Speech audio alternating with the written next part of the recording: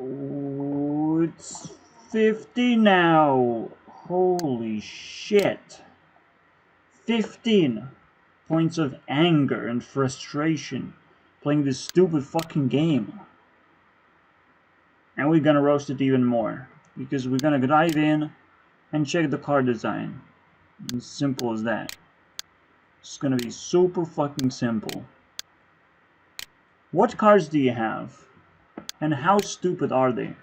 Because now that we get to talk about the card design, all of a sudden, the first thing that would come to your mind is how uncreative, undecisional everything is.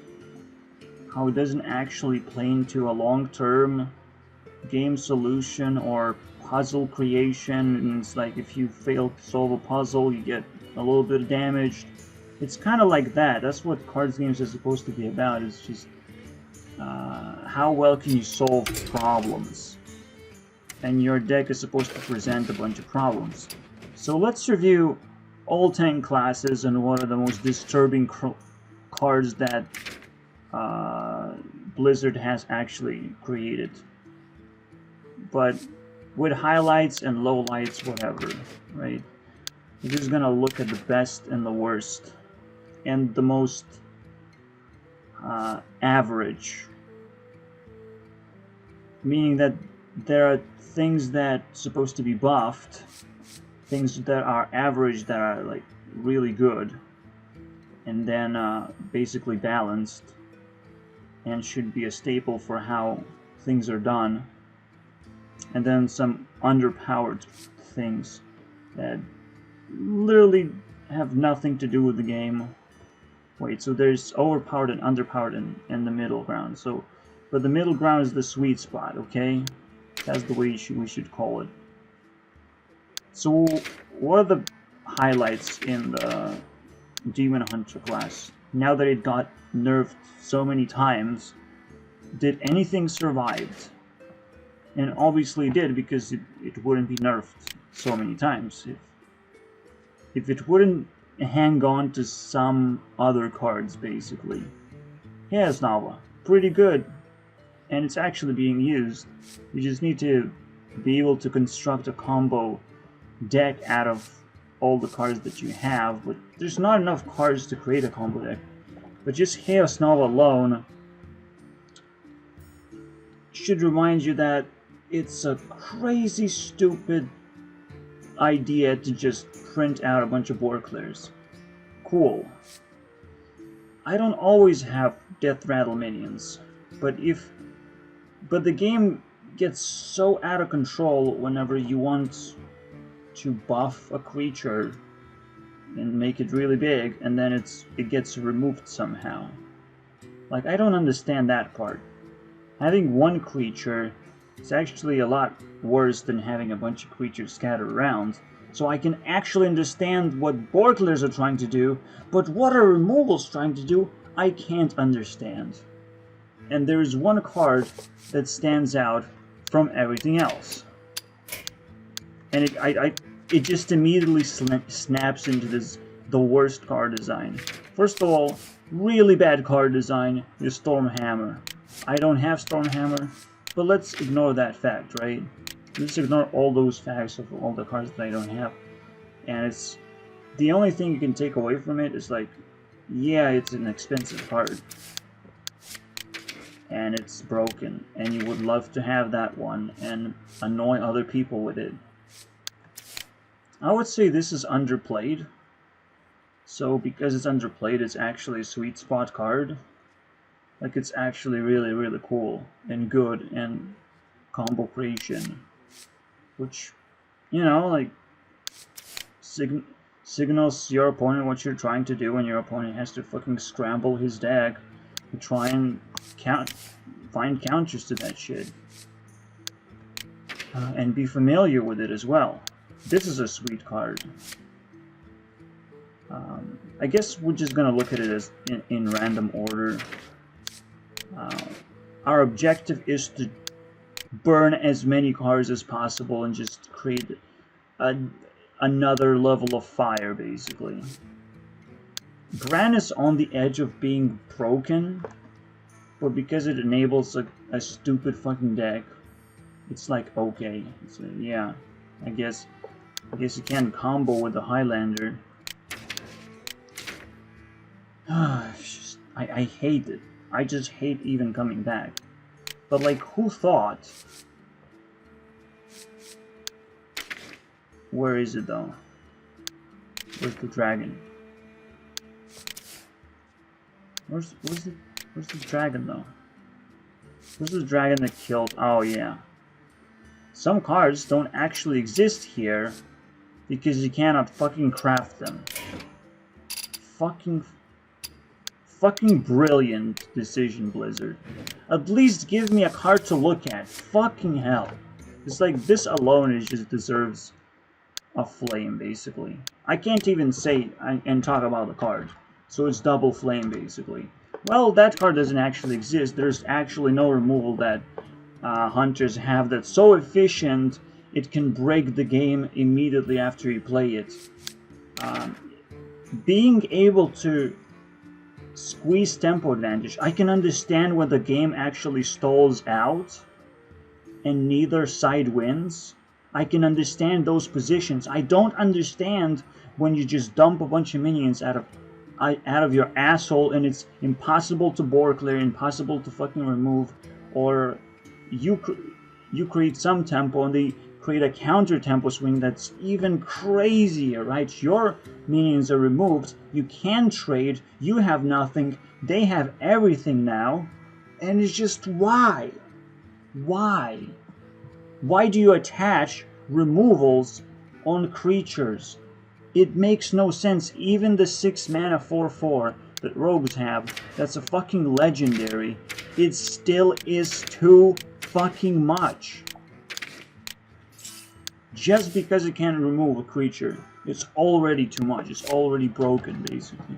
And it doesn't just do that, obviously. It has to be a legendary, so it has to be really, really cool, right? Ugh. I hate Togwaggle. I hate most Galakron forms. I hate any card that's just kind of too good by themselves. Just that alone is the most frustrating part. You don't actually need to combo anything, and these fucking dragons that require, or cards that require a dragon, just absolute stupid. Any card that requires any other card, specific any other card, is most of the time is going to be stupid fucking card design. I can understand a requirement of how many dragons you have in your hand or whatever. Maybe I can understand that, but it's still like, you don't want to force those cards to actually appear in the game. You should get some kind of benefit for having more dragons, and then have special cards kind of appear to you, maybe through discover effects or something. Some new cards the dragons happen to have. You have to come up with some crazy shit for it to work. And you can't just be like, well, if you're holding a dragon, your card is now 20 times better. This sort of card design just makes me puke, man. But I can stand it. I will not bother to roast it, okay? Let's just put it that way. The one thing that I will put in fire immediately is Warglaives of Azeroth. Oh wait, there's actually a much more broken card that rogues have that we should put in fire right now. And it's so fucking broken, I can't even... Oh wait, it's not... It's out of standard, actually. Damn it. I guess Warglaives are a unique card that requires a weapon removal every time. All of a sudden, the combination of Galakron, this card, a bunch of warrior weapons, now you have to play weapon removal. Anytime you're forced to counter your opponent, you know it's broken. The game is broken. Congratulations. Because you shouldn't be forced. You shouldn't be forced to counter Highlanders, and you shouldn't be forced to counter weapons. That's important. Okay? You can counter some types of combos if you happen to run into too many combos and you just like want to get rid of that shit. Like, you can do that. But one thing is for sure, I don't want to fucking deal with weapons. I don't actually know what the deal is with weapons. I almost like feel like it would be a much better idea to just either have small weapons that you can automatically draw. You draw a weapon, but then you draw another card on top of that. And small, like, really meaningless weapons that cannot just go face and be upgraded and all that shit. Just, that's the way it should be designed. It's supposed to be so meaningless that it's lesser than a spell. Basically, lesser than a hero power that rogues have. Or similar power level as a hero power. It shouldn't just enable your hero power to become twice as more powerful all of a sudden. And so many times more useful. Now, I played Spell Druid as my last deck, basically. And I somewhat enjoy it because it's so difficult to actually play it. I'm like, I'm okay with it. But even then, if you don't draw properly, it's game over. So, ability to draw certain cards is actually so important in the game. And it hasn't been fixed, and it will never be fixed, apparently. And if there's gonna be tempo swings, and you can draw proper cards to counter those tempo swings, you're playing a high roll game. That's it. That's what you're playing. A high roll game. Do you want to flip a coin, guys? Do you like flipping coins? Do you realize now why Kripparrian is in Battlegrounds right now? And how much he had to suffer inside and try and even hide this away from people? And now I'm coming in and I'm like, wow, this game truly fucking sucks. I don't think there's any problematic Druid cards except for Ysera. I know Ysera is fucking awful. It's kind of a awful strategy. But it's a 9-mana card, and you can excuse every 9-mana card, including Alex summoning 0-mana dragons, which is just makes no fucking sense to me, but I guess that's a thing. Like, if you want value, you get your fucking value. Why do you get both? You get value, tempo, and a tempo mega swing, basically. Right? You don't just play an 8-8, you play a mega swing of fucking tempo, and you get value at the same time, if you choose to, like, out of nowhere. You already get plenty of value playing just Highlander cards. Non-Highlander, just a Highlander deck. Because it's a versatile value deck.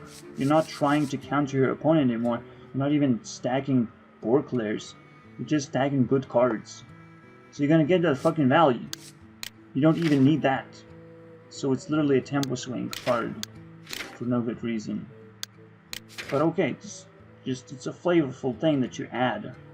I can deal with it. There's many, many worse things. So I love how Druid actually is the most balanced class, technically. And Shaman is probably on the second tier, especially when there... Oh, yes. The quest for Druid is not balanced, okay? And probably people are underplaying how powerful the quest is, because I haven't seen Druid play a quest before. For a long time, actually. And I'm sure the quests are gonna come back. Same goes for Shaman. Shaman's quest is actually powerful, but it's not too powerful. It's not too powerful to actually see play, but I play it. I enjoy it. Maybe 5 mana, 5/5 that deals 5 is not actually a good idea, but it is, because it's conditional, and the condition is tied with the Shaman archetype, and that's the best that you can come up with. No fucking dragon synergies. You can do elemental synergies if you really want to, but even that's a stretch, because you still have to print a good card, even if it fails. so it would be playable, right? And elemental synergy is supposed to like help just squeeze even more value out of that card, and that's it. But good stats is not gonna do it, right? Good stats are just gonna kind of make everything a little bit more questionable. It is weird. It is really a big question. How do you design this? I'm sure it's a pretty difficult thing to do, but like now I get to criticize just like everyone else. Just like everyone else. I have no problem with any card in Shaman, by the way. Not a single one. To be honest, like not a single fucking one. Unlike Druid has 2 cards that I don't like. Shaman has not a single one. Can you imagine? Can you imagine a class that has been pure for the entire existence? Maybe Mogu had to be nerfed and it's like not entirely a pure card, but now it is. Because it's not being played. It's a shitty giant basically. It's just a shitty giant for -1 mana. So no, I am not playing this card. I guess you can evolve it and it turns into a fucking beast for 10 mana, but like who cares? Who cares? It's a combo, right? And combos don't fucking matter that much. You think they would matter, but they don't. So Hunter is probably the most broken, so we can leave it hanging there. Is there anything broken on Demon Hunter's side? Is my search results fucked up right now? Because I don't see a lot of 1-drops. Oh, fucked up because they're... I can't see class cards. Okay. Okay. Battle Fiend is now fine. Everything is seemingly fine, right? Seemingly everything is fine. When I played Demon Hunter, I fairly much enjoyed it. I just know the Warblades are a bit bullshit. And I'm sure Flame Reaper is just as bad, but because it costs 7 mana, all of a sudden it's just fine. It's a fine Flame Strike, basically. It's kind of fucking weird. It's just not being played because... for reasons, right? Like, nobody wants to play it, but it's probably just as powerful as Priestess of Fury at the moment. Like, can you wrap your head around that? It's just you can't actually expect Flame Reaper to be good. At most conditions, it's not going to be good. But in the general value sense, it would be just as good as the Fury, right? So if you're playing a value deck, you will play this card. And now I'm realizing that the value gameplay is a lot more important than just trying to rush your opponent down. And something should prevent that and make sure that the game's supposed to kind of be long and rewarding at the same time. Maybe you get some special cards appear all of a sudden if you play for long enough. That even give you gold for spending mana or something stupid like that. Like, I don't know.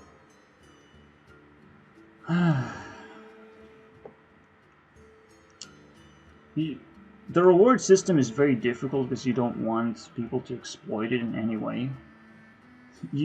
Yeah, game designers actually fear the worst thing is like people being friendly with each other and giving each other gold, even though there's already a quest for that.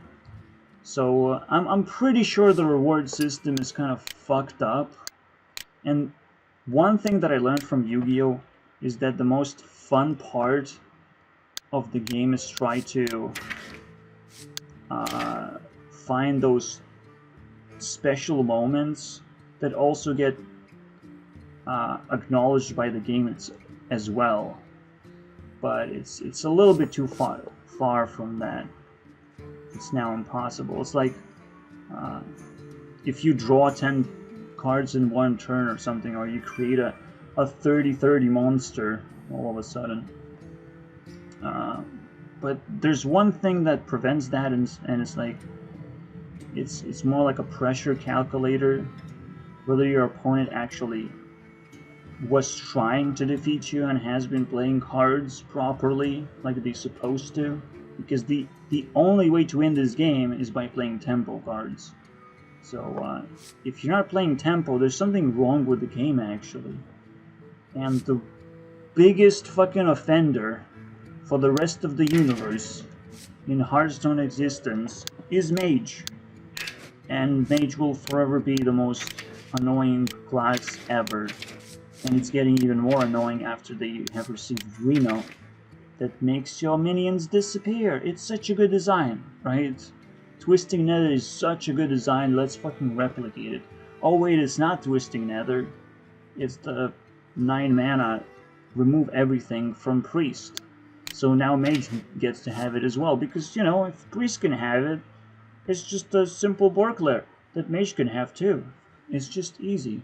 We can also attach it to 5 armor hero portrait, you know, like, it's simple. Now the game is so crazy, we can just do anything, you know, we can print whatever cards we want.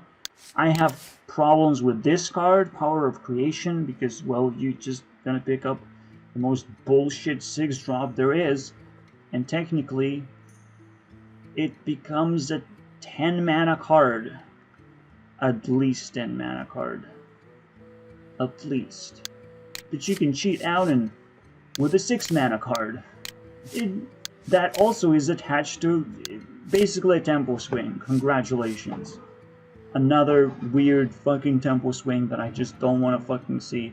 But might as well fucking build a tempo mage just right now. Just for the sake of building a fucking stupid tempo mage thing. Why don't we try and do that? Here you go. I probably did it in like 1 minute. Speedrun a stupid tempo deck. But the problem is that I need actual tempo cards that, well, do things. So the best thing to do is like add either Doomsayers. It's actually a tempo card to play Doomsayer, but you have to have 3 drops then. Not necessarily 3 drops, but something like that. And maybe I do have too many Flame Strikes. I guess that's the idea, right? That's the idea. Is to have this tempo as a tempo swing. I'm not using boxes because boxes are just for fucking retarded people. Like, literally retarded. I want randomness to happen. And then you sit for fucking 20 seconds looking at random shit. It's like drugs, basically. A drug box. Congratulations, Hearthstone. You invented something new. I can't be mad at that, can I? So the idea is I need a tempo card, and the best, I guess, for Mage, it would be Firehawk. Actually, you wouldn't think that way, but I feel like for Mage, the more attack you have, the crazier it gets. The only problem with that is that it's annoying. Minions get removed really quickly now, and nothing actually happens. So I always just pick history buff and fucking forget about everything else. None of this matters. I'm sure I can fit a Doomsayer instead. So until I figure out exactly how I want this, it will take a while. How I want this to look like. Also, I probably want to just add a Dragon Breath instead.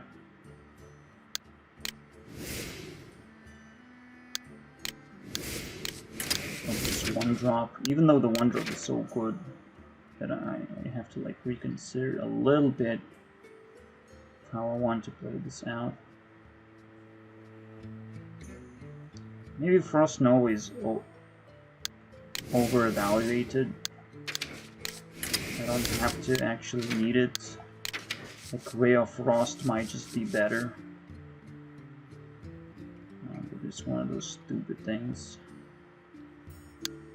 I'm sure I don't need the Tyrant or Alex for this deck. I actually don't need it. So I'll just discover myself a small spell, whatever.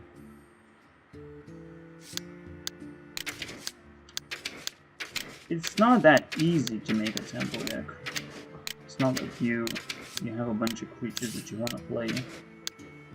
Most of the times what you want to play is just as big of a help as possible.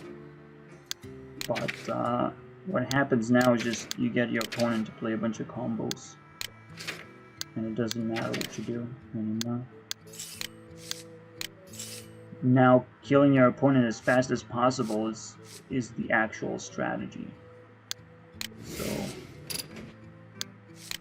yeah, I'm probably gonna stack some 4-drops just like that. I just love the Scorpions too much a bit. Another thing to know about a tempo deck is that you need to burst like crazy. You have to be insane about burst. So putting on some fireballs is just kind of a no-brainer. I just need it. It's just a no-brainer card for Mage. And most other classes, if you can't actually put burst in your deck, you just have to do it. Also, drawing a card is not as good as discovering a card and adding spell damage. That's it. That's a stupid Temple Mage. Let's go win some games.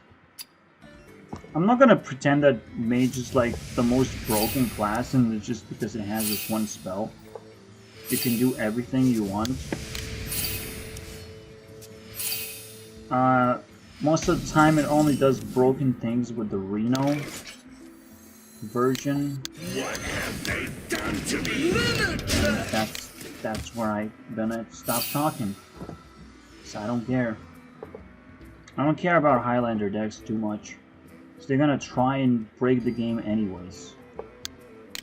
And of course it's the right way. It's kind of like the most dumbest deck ever. It doesn't actually have inherent strategy. Right way. Which, I don't know why Blizzard wants to push those kind of decks. Zephrys is like the only strategy card, technically, that also has no strategy in it.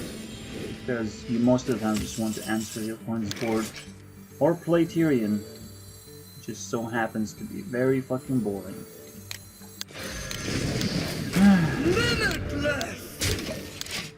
I don't care too much, because it's gonna kind of clear itself out.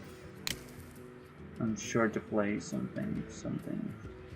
I'm sure I couldn't play Power of Creation and I didn't want this game, basically. I couldn't play anything broken. So nothing actually worked out this time. It's kind of sad that he has both Nether Breaths, and this is another thing that I put immediately on the fire. Like this, Blizzard just created some fucking nasty combos with Nether Breath, and the idea that you can also go face with it just bothers me to insanity, absolutely. Makes no fucking sense, honestly.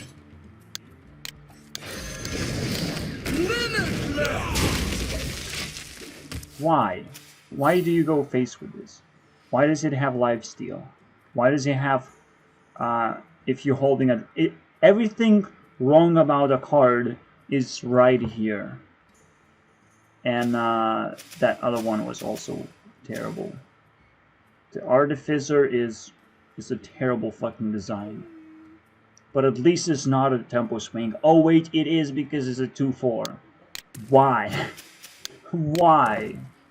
Can you please make it 1/4? Just so I don't feel bad about myself.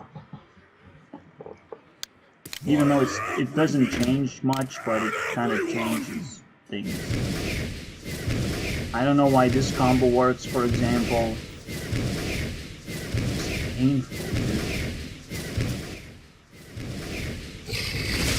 Like, is the cheapest spell power upgrade that doesn't just add spell power, it adds so much more. It doesn't add just one spell power to this card, right? It doubled it. It doubles spell. Why? This is beyond fucking imagination now. Oh wow, I just drew my fucking... Why? What to do? Just why? If I can record it, I was just gonna have fun with this fucking stupid fucking game. So 1 fire level increased. And now at this point, they lose 33 points for each fire level. You can't make this up, man. I'm fucking frustrated. This game is a fucking cancer. It's like, well, let's figure out how do I... Oh, nether fucking portal, whatever.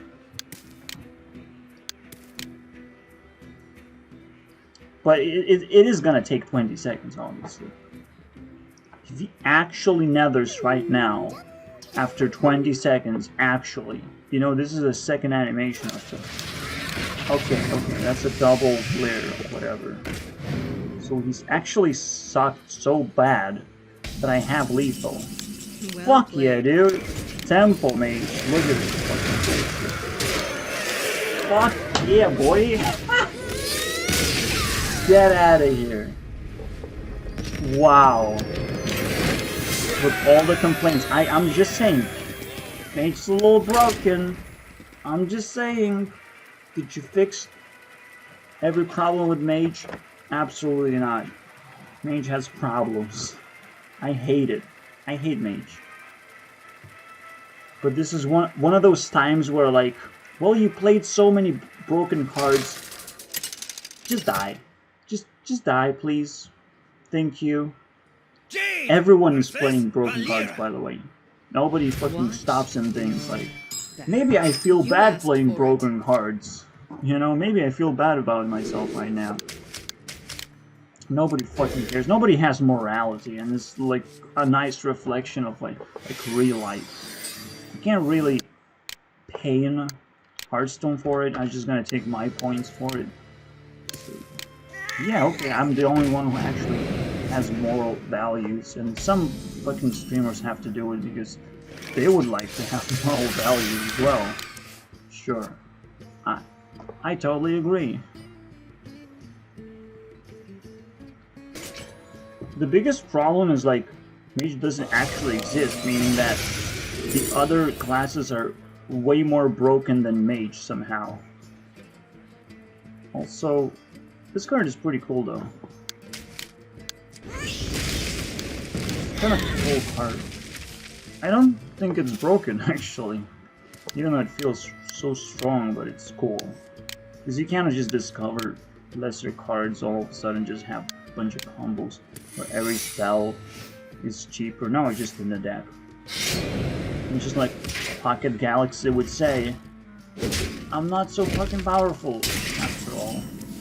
Just turning minions in the deck into 1 mana. It's not that crazy. So I'm glad. I'm sure he has a fucking assassin and I'm gonna kill myself because of that. But, yeah.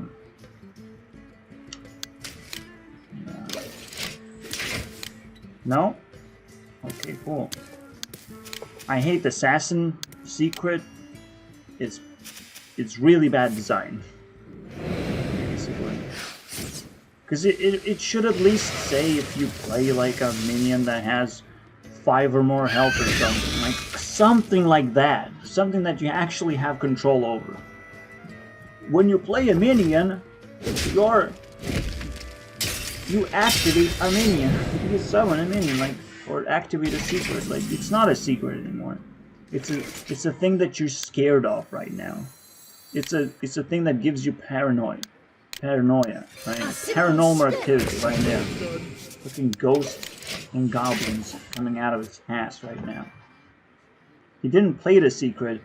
He played something that is just gonna give you pain.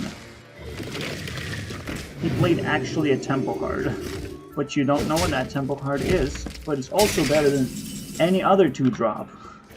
Why? Oh, look. Tempo swing! Let's go! That's the best thing I got. Ogres! Let's go. Fuck yeah, dude. And you get a spell. And you get the fuck out of here. I think I will have lethal very next turn, basically, is what I'm saying. Because mage is totally fine. It's not broken at all. There's no problem with it. I hope he doesn't have second stunner. Please. Don't be that fucking guy. Alright, so I collected some fireballs. I'm set for next turn. I can even... Well, I can't. I just have 12 damage. That's all I have to know. Is that if this ogre goes face, he dies. That's all I need to know. I think that's happening, but I'm not sure if he's dead, though. Probably not. Well, that's kind of stupid.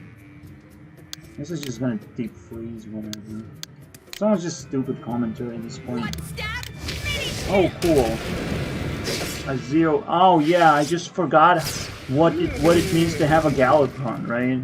With 0, and that turns your cards into 0 mana cards. On wings of evil. So much strategy there, you know? All of a sudden. It's not 1 mana cards. It's not Warrior Galacron that just buffs creatures. It just trades straight up impossible, basically. 0 mana card, you know. It's totally fair, dude. I think it's the worst designed card in the game right now. Straight up, this Galacron. See what happened? And I can see. I'm not even gonna try to fucking try and figure out what can I do? I can't do jack shit because he just flooded the board with 1 card and wins with 1 card. So I just have to give him the win, you know? You know, just straight up Hearthstone win. And you win in such a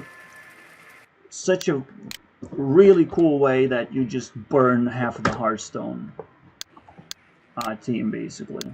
You know, just one very well designed card has no problems whatsoever in the game, and nobody plays Galacron Rogue at all. So let's just hide that fact and move on to our next game, Hunter. Also a contester to get policed, very difficult, very hard, basically. But we already did. The weapon is broken, the dragons are broken, and they try to break the game a little bit more with so many other cards, to the point where the entire class is so broken, I don't care anymore. Every card they play now is broken.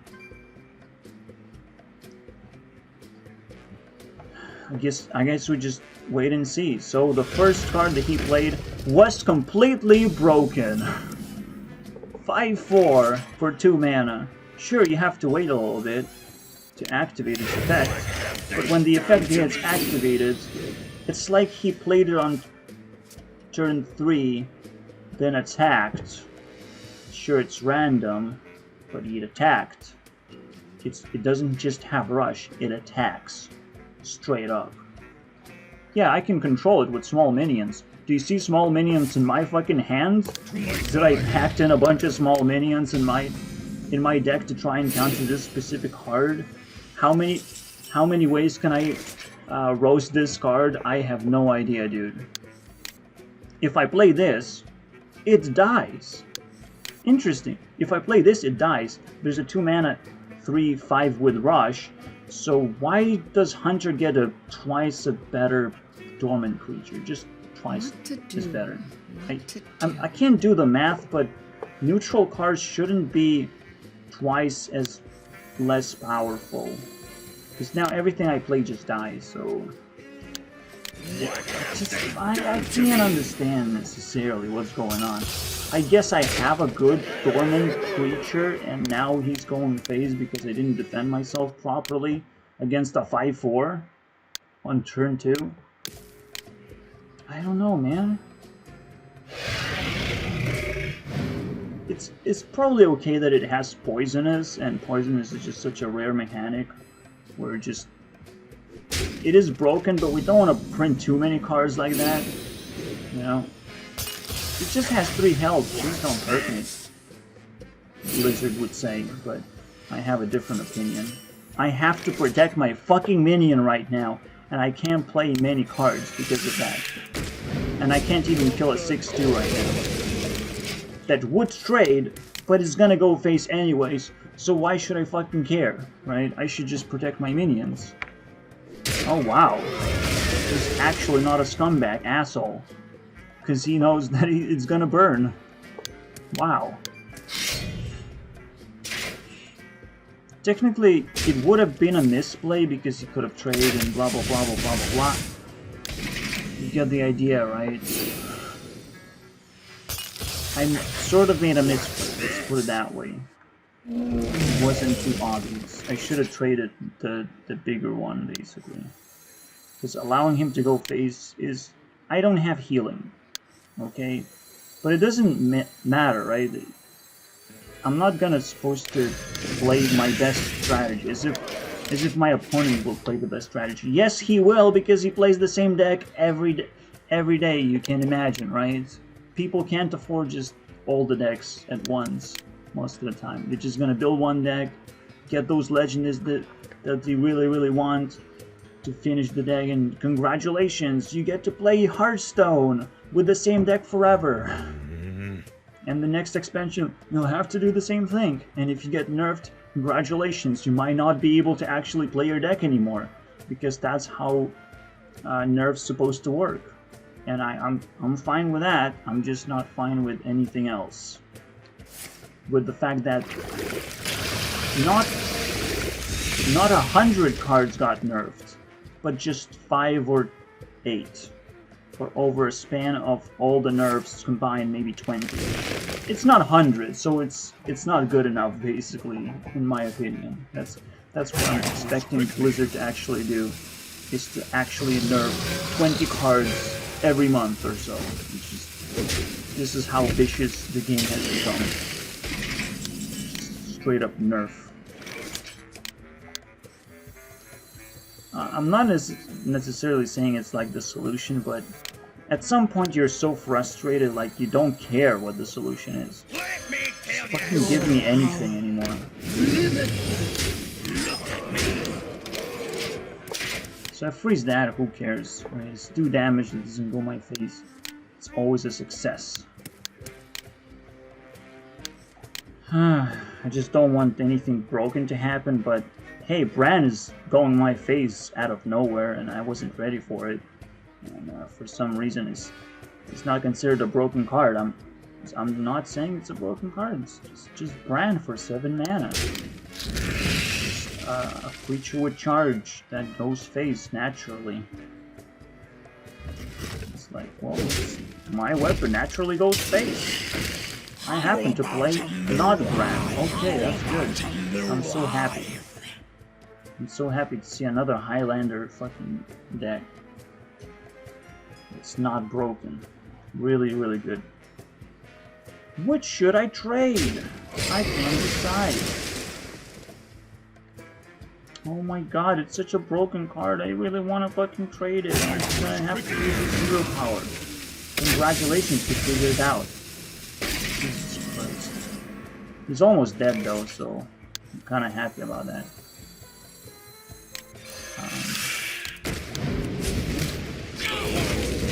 I'm gonna do something fairly simple. I could have only hit the minion, but I get to do some damage to the face. I set up lethal. Congratulations, Hunter. You fucking failed! Because mages for some reason is better. It's just a better class. Okay? I don't know why, but it's better.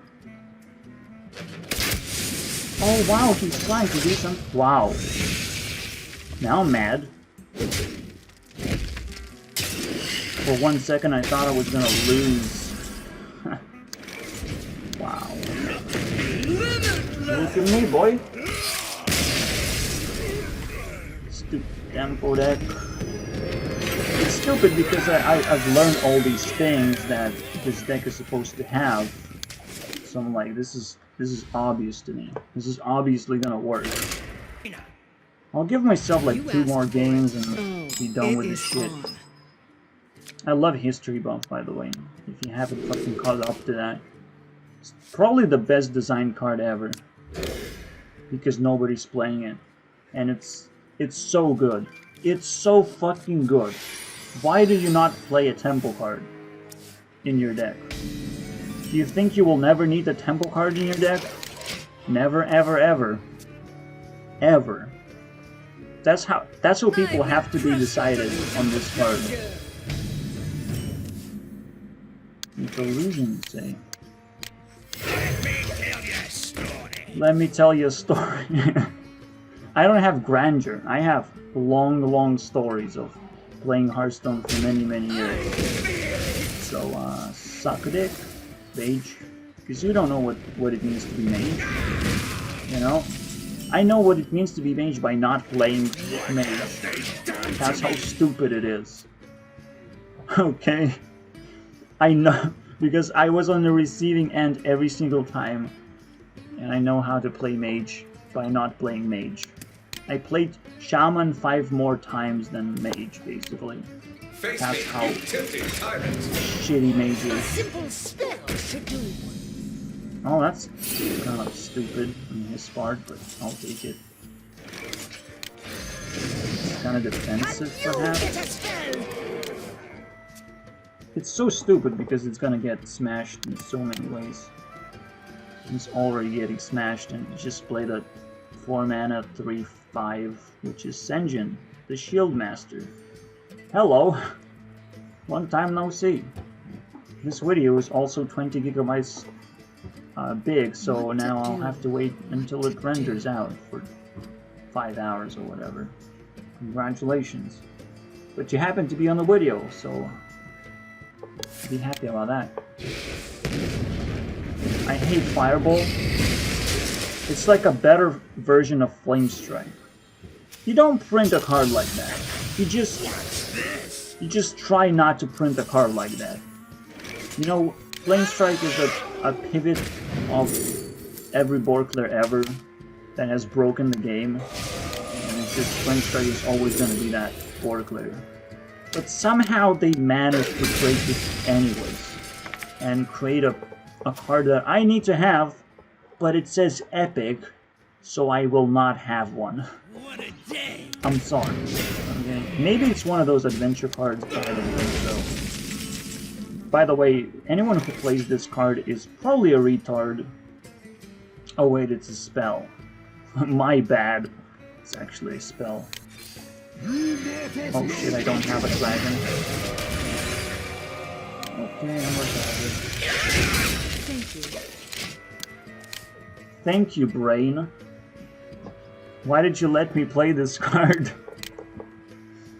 Fuck my life. I misplayed twice, so that's beautiful. I don't mind it, but the problem is like this dragon synergy bullshit is so annoying. I would rather take dragon synergy of like if a dragon is on the board or something. Then you summon dragons in many more ways and get those synergies out. And then your opponent can actually control it as well.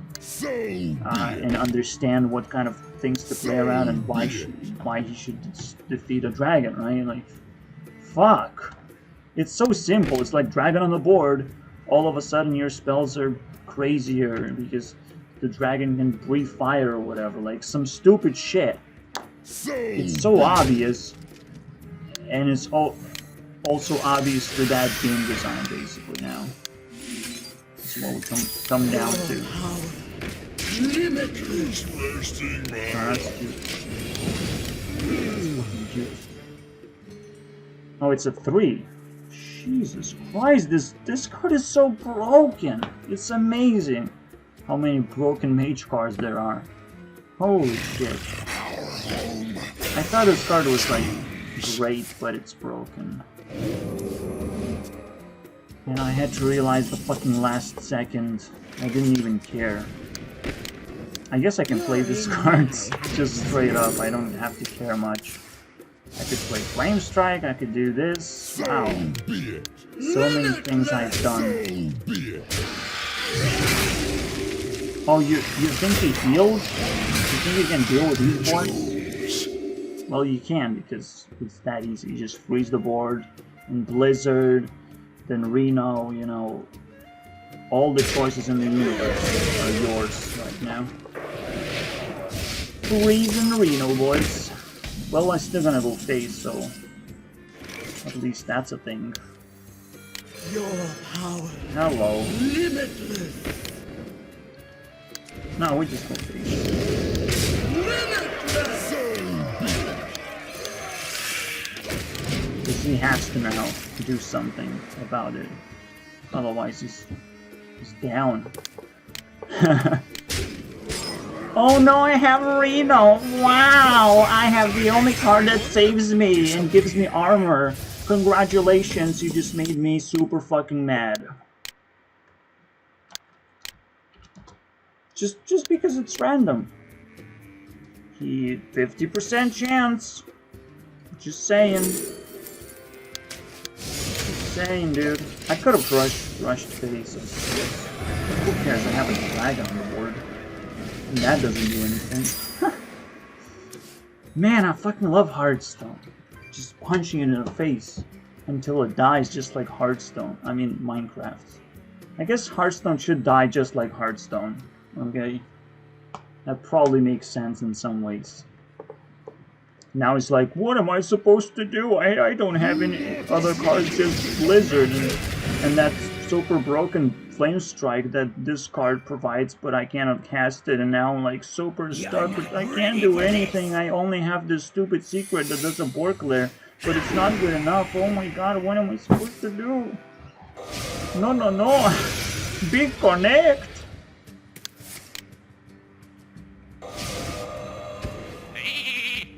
Wow, just said what secret he has, basically. How retarded do you have to be to tell your opponent what your secret is? No, no, no, big connect. Oh wow, it actually isn't. That's even more broken. No, no, no, I have Reno. I can win games. Ha ha ha! This throw. Fuck yeah, we get to beat Shaman. We're gonna beat our favorite class. Just straight up beat him up. It's gonna be ruthless, believe me. I've seen Shamans bleed. And this one is gonna bleed. I don't even need those pivot cards that cheat out bigger cards, because it's still not, you know, reliable enough. But eventually you draw them and you just break the game. Sometimes you just draw them. I mean, again, you have to consider Doomsayer every single time. Because you want to kill those totems, man. You're scared of those totems. I'm not exactly scared, but I kinda am. Just don't do the totem reflection, don't do that. I'm cool with that. That's cool. Let's go, boys. Whew! Stealth. What you gonna do about it? Oh, I'm trying to summon a bunch of creatures that will die next turn anyways. Oh, it's so cute. Thank you. That's gonna be entertaining. I thank you. Thank you. Okay, I get it. Spellbender, this motherfucker. Probably not. Probably just worth playing this. It's fine. I'll keep it that way. I can't kill this for some reason. He's like, I have so many spells in my hand. Look at this hex. I got so much tempo. And then he hexes his own minion. Aww, oh, so cute. So much tempo. Look at me. Wow, this must be the best fucking card ever. I'll take it. I'll take this. Dude. development of cards. Boom! Face. I'm pretty sure Fireball is not a good card. Not a good design card. And everyone was mad about it. But there's a part of Hearthstone that I never really wanted to feel. And it's that part that, you know, competitive Hearthstone, where like every card matters and you have to have all these broken cards and assemble the most broken pieces as early as possible. It's just so stressful. How can you do that? Yeah, so we removed this, but the question is, I'd probably just Flame Strike even. But probably this one is the best tempo play. So just take that, I guess. There you go. You obviously go face very often, just so eventually your opponent can fall into a trap of not having enough health and being under pressure. Weird reasons. Well, this one is Flame Strike worthy, but I can't actually Flame Strike, so I have to see him out. It's a good card, I like it. I like it.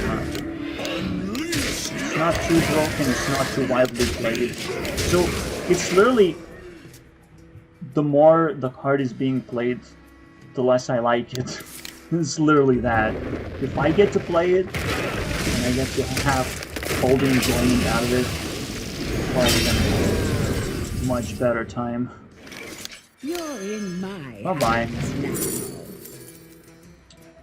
Guess I can't say bye-bye just yet. I have to wait a little bit for him to whittle himself down, because he has less health than I do.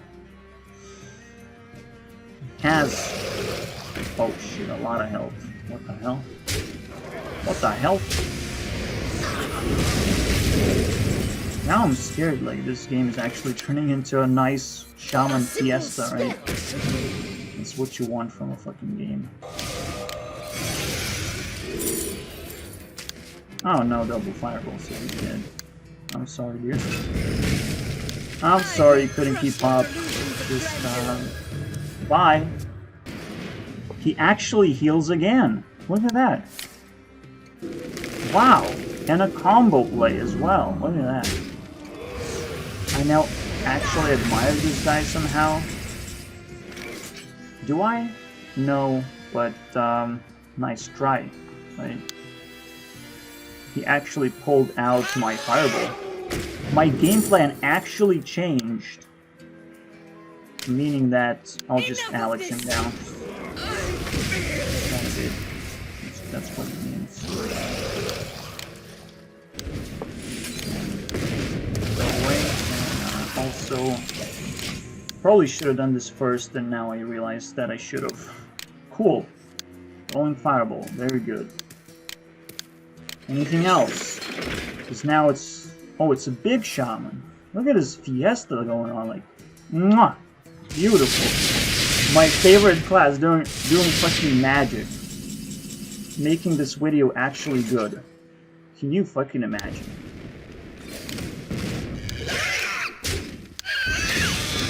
Look at this play. Job done right there. Well, pretty cool. Pretty cool, I'm not gonna lie. I love Giant Shaman, by the way. It's a really good deck. It's also probably Highlander Shaman. No, it's not. Okay. Oh, he doesn't know how to go face. That was not a lot of damage, but he could go with Wind Fury, and I'm scared. So I'm just gonna try and beat him, whatever. Maybe it was better to do Tom's idea, but I don't care. I'm just kind of an ignorant fool who wants to get smashed into the face by totems and shit. But I'm not afraid. I have a fireball. Now I'm glad that I have a fireball. Sometimes combos are a little bit absurd. So this comboing out with a bunch of shit is like absurd. I'm sure Flame Strike works just fine now. But I hate it as well. Oh, that's cool. Put it on paper. That should be fine.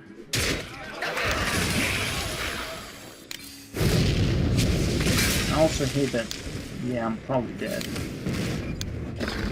Put it on paper.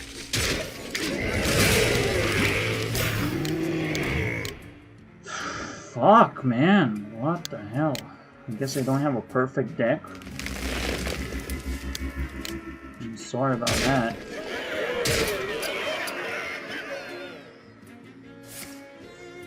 Wow, let's BM as much as possible, am I right? What? It's a you never win moment when I can actually win. Because I have a fireball.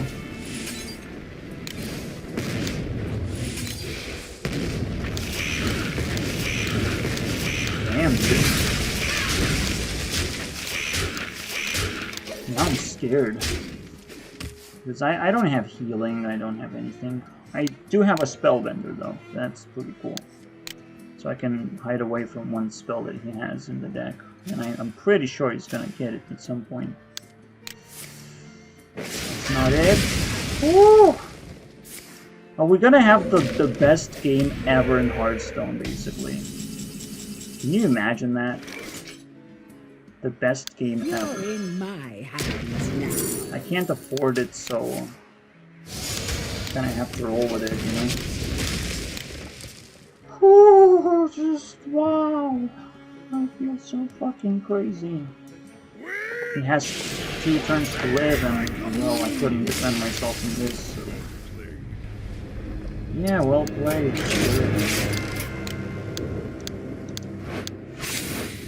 Cool. Best game ever. I suppose. All I need is just to put Hex in the deck. Honestly. Let's just be honest for 1 second. And Hex and game over, basically. I mean, not Hex. The sheep thing. Polymorph. Let's just call it Hex. What the fuck? It's the same fucking mana now. Are you serious? Polymorph. Let's go. Because of the Shaman gameplay, I'm like, yep, I understand that. There's still some light in the end of the tunnel, and I love the deck that he was playing. It was full of combos and full of weird fucking shit. We sort of actually highlight all the classes that were not highlighted, except maybe for Warrior. Warrior's actually not as broken. Except every weapon is broken, so including a bomb weapon. Very much so. Very, very crazy. But at least the Galakrond is not broken. If Warrior actually had a broken Galakrond, it might just be the best class, period. And no other class would be played. It's literally back to Pirate Warrior metagame. Where you only face warriors, and that's it. I think Paladin is actually broken, but it's not being played for some reason. Like, Librams are very broken cards, rightfully so.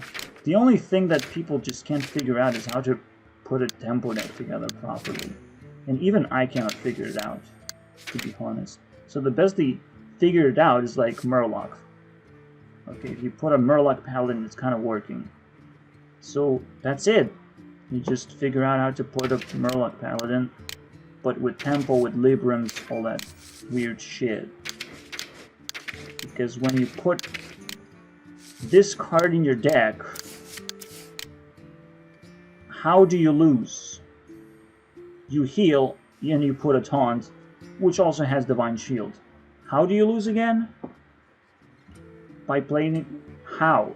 It's like better than Ragnaros. It's better than fucking Sylvanas. than any old school legendary, and it's not even a legendary, and it's not even just.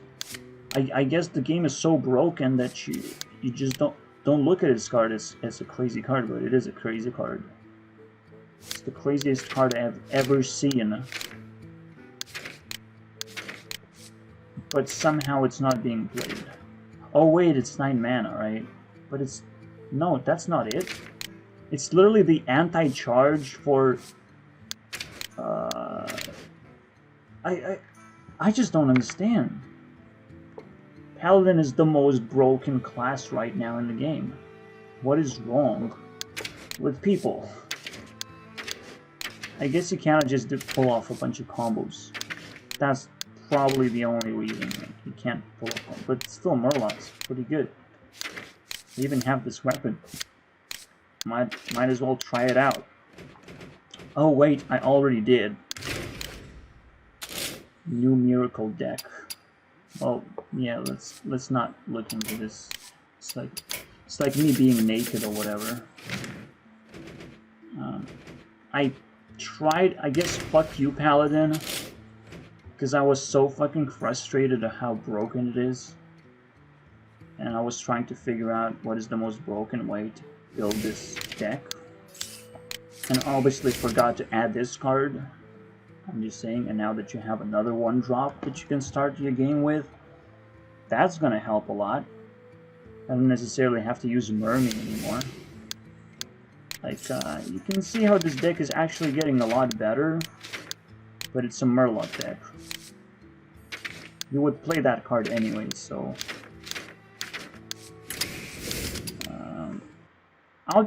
just because Murloc Paladin exists, all the credit that Shaman had, I don't think it applies anymore.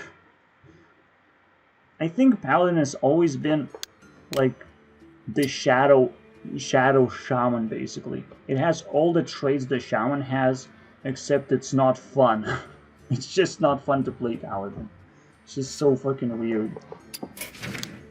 It's almost like Shaman, but it's not fun. Because all the cards that Paladin has are, like, very dry. Very flavorless, basically. You just kind of buff things. Like, how boring is this card? Very, very boring. And sometimes it's just weak. And most minions cannot actually just get buffed and get some kind of benefit out of it. The only thing you get out of it is just, like, charge. And making sure that you have a board, but most of the time you don't have a board. You have to try and come back from the dead. And so you're playing these fucking dead cards, and just... none of this makes any sense. But lead drums make even less sense because they're broken, and that's not exactly what Paladin needs, is a bunch of broken cards mixed with shit. It's still gonna be a shit class, pretty much. But I guess Murloc Paladin is still gonna work for a long fucking time now. For years, for the entire rest of the year to come, we're gonna have this whole Hearthstone bullshit. I'm surprised that the expansion haven't been announced yet. What are we even talking about, dude? We're literally half a year in. At least we're 5 months in. And we haven't heard about new expansion. Freaking never makes any sense for me. I'm sure they're planned, but like, whatever. Every single time it's like, it feels a little bit too late. It feels like the next 2 expansions always come out. I mean, it's supposed to come out just in summertime, right? The summer kicks off. It's like 15 days inside summer, and that's it. But the summer's like next month. Or was it already? No. It's March, April, May, and summertime. Congratulations. So here's where the expansion should be. So announcement should be long time ago. Right? Summer and then end of the year. I don't know, dude. I don't want to criticize that part, because I honestly don't give a fuck. As long as they upgrade the game, it's just gonna be perfect. So anyone wants to be touched, Hunter will never be touched. Priest is just kind of okay. Priest, I honestly don't have any problems with Priest. I just want these fucking cards to disappear. Don't print these cards. These are boring cards. Even actually Morazon the Infinite is boring, and the Mirror, Soul Mirror is boring as well. I don't want Soul Mirror to exist. I think mass board clears that do crazy things are just kind of fucking boring design. Basically, crazy things shouldn't happen out of one card all of a sudden. I can understand board clears and what they're trying to do, right? Because spreading out minions and creating a bloodlust situation is just kind of a cheap kill that you can get on your opponent. It's a cheap way to win. But I'm not sure why Shadow Word Death got buffed. Why? Just why? I guess people play crazy amount of minions, but why do you give Tempo back to Priest? Now Tempo Priest actually is a thing again. It's like it was already a thing, but now it's a thing again, basically. And Tempo Priest is just kind of a really weird meme now. But believe me, it exists, and it's probably really crazy, basically, archetype that still doesn't play Historian for some reason. Like, who's stupid enough not to play that card? Pretty much everyone. Warlock is probably the worst. Like, Plague of Flames already gets so much hate from me, but I didn't see that card for a long time for some reason. I guess it somehow doesn't fit. But this card is crazy. Netherwing, I suppose it's justified because you're holding a dragon. It's so difficult to hold a dragon, you know? It's much more difficult to actually have a dragon on the board and juggle a smaller effect or a buffed effect, basically. 3 damage if you're holding a dragon, but they just don't want to fucking do it. They just don't. The worst design about Hearthstone and many card games. This is not just Hearthstone. So Hearthstone is only gonna get one inch of fire for this. Is that there's a lot of repeating fucking cards information, right? A lot of things are repeating throughout a bunch of cards, and if they don't turn into keywords or somehow shortened even into icons, they can use icons as well to shorten this thing. They will never even be able to define cards properly, where like, well, it normally gives like 1 damage to everything, but if you're holding a dragon, then it multiplies the damage by how many dragons you have or whatever. Like, that would be a lot more interesting and a lot more flexible and a lot less broken, actually. If it went from 1 damage to 2 damage, you don't have to play dragons for it anymore. And the card wouldn't just be automatically dead if you just don't have dragons all of a sudden and not be played. Like, you want every card to be somewhat playable.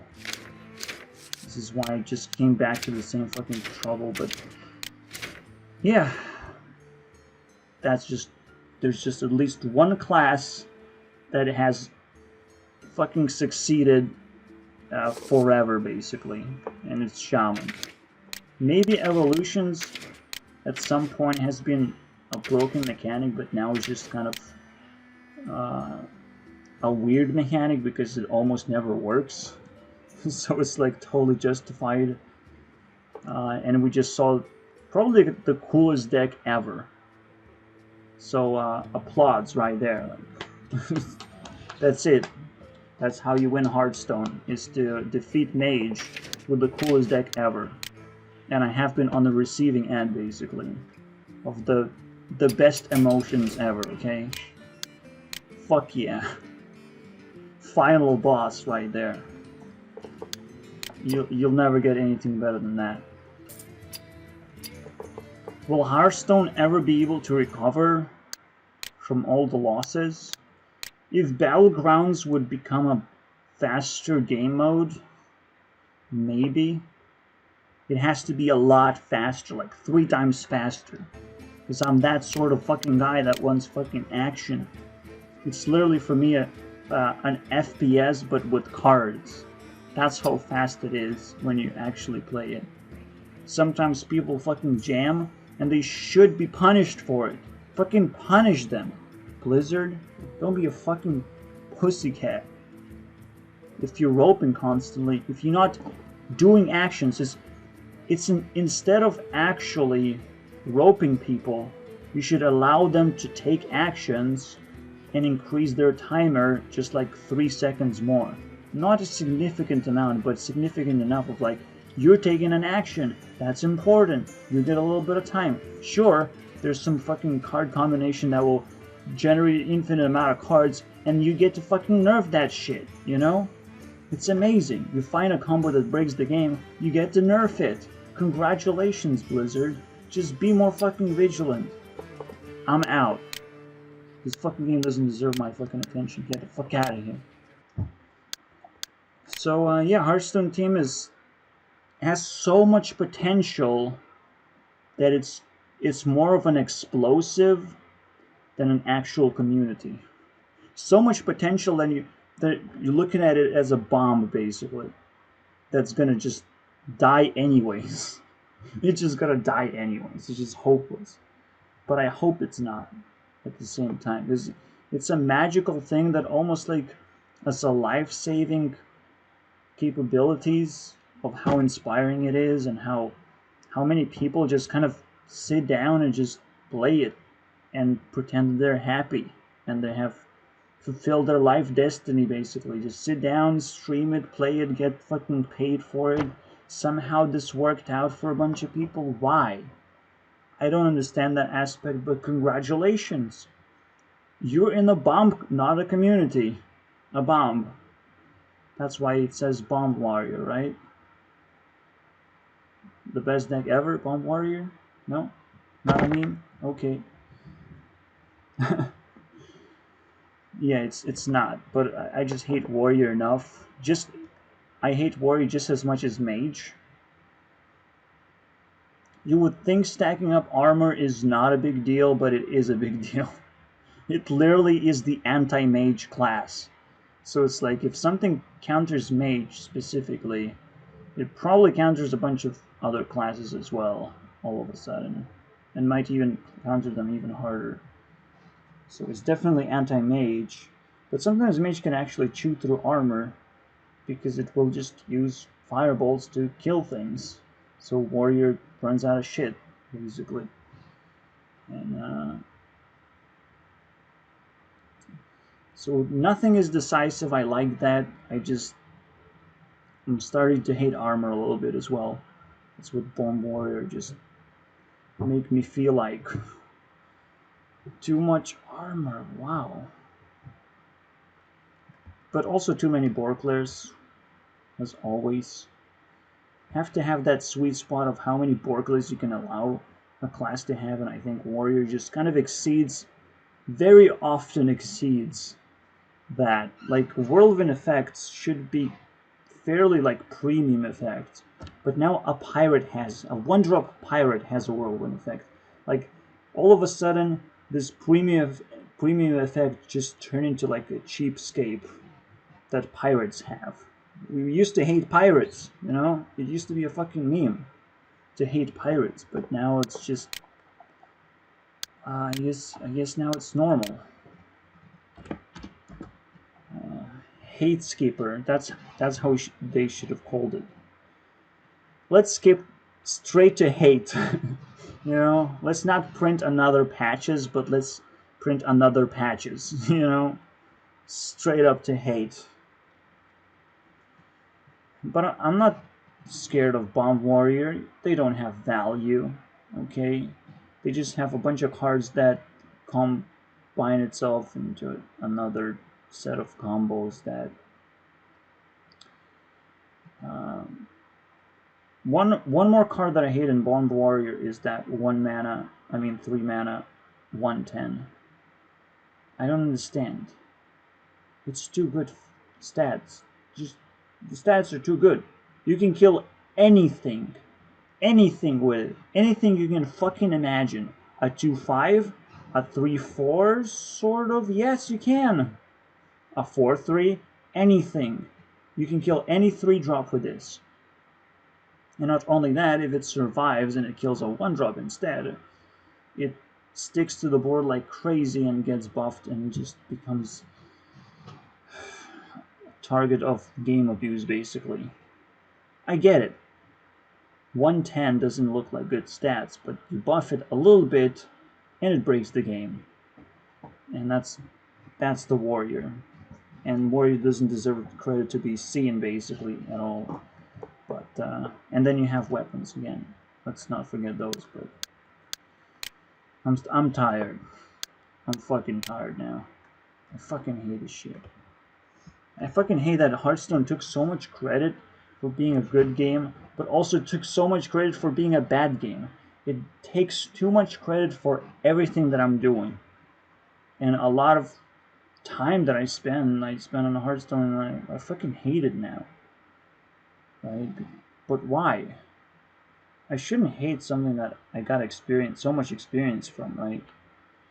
I hate it because I know it's coming to an end and it might never recover from it. It recovered so many times, but at some point it's gonna be enough for me.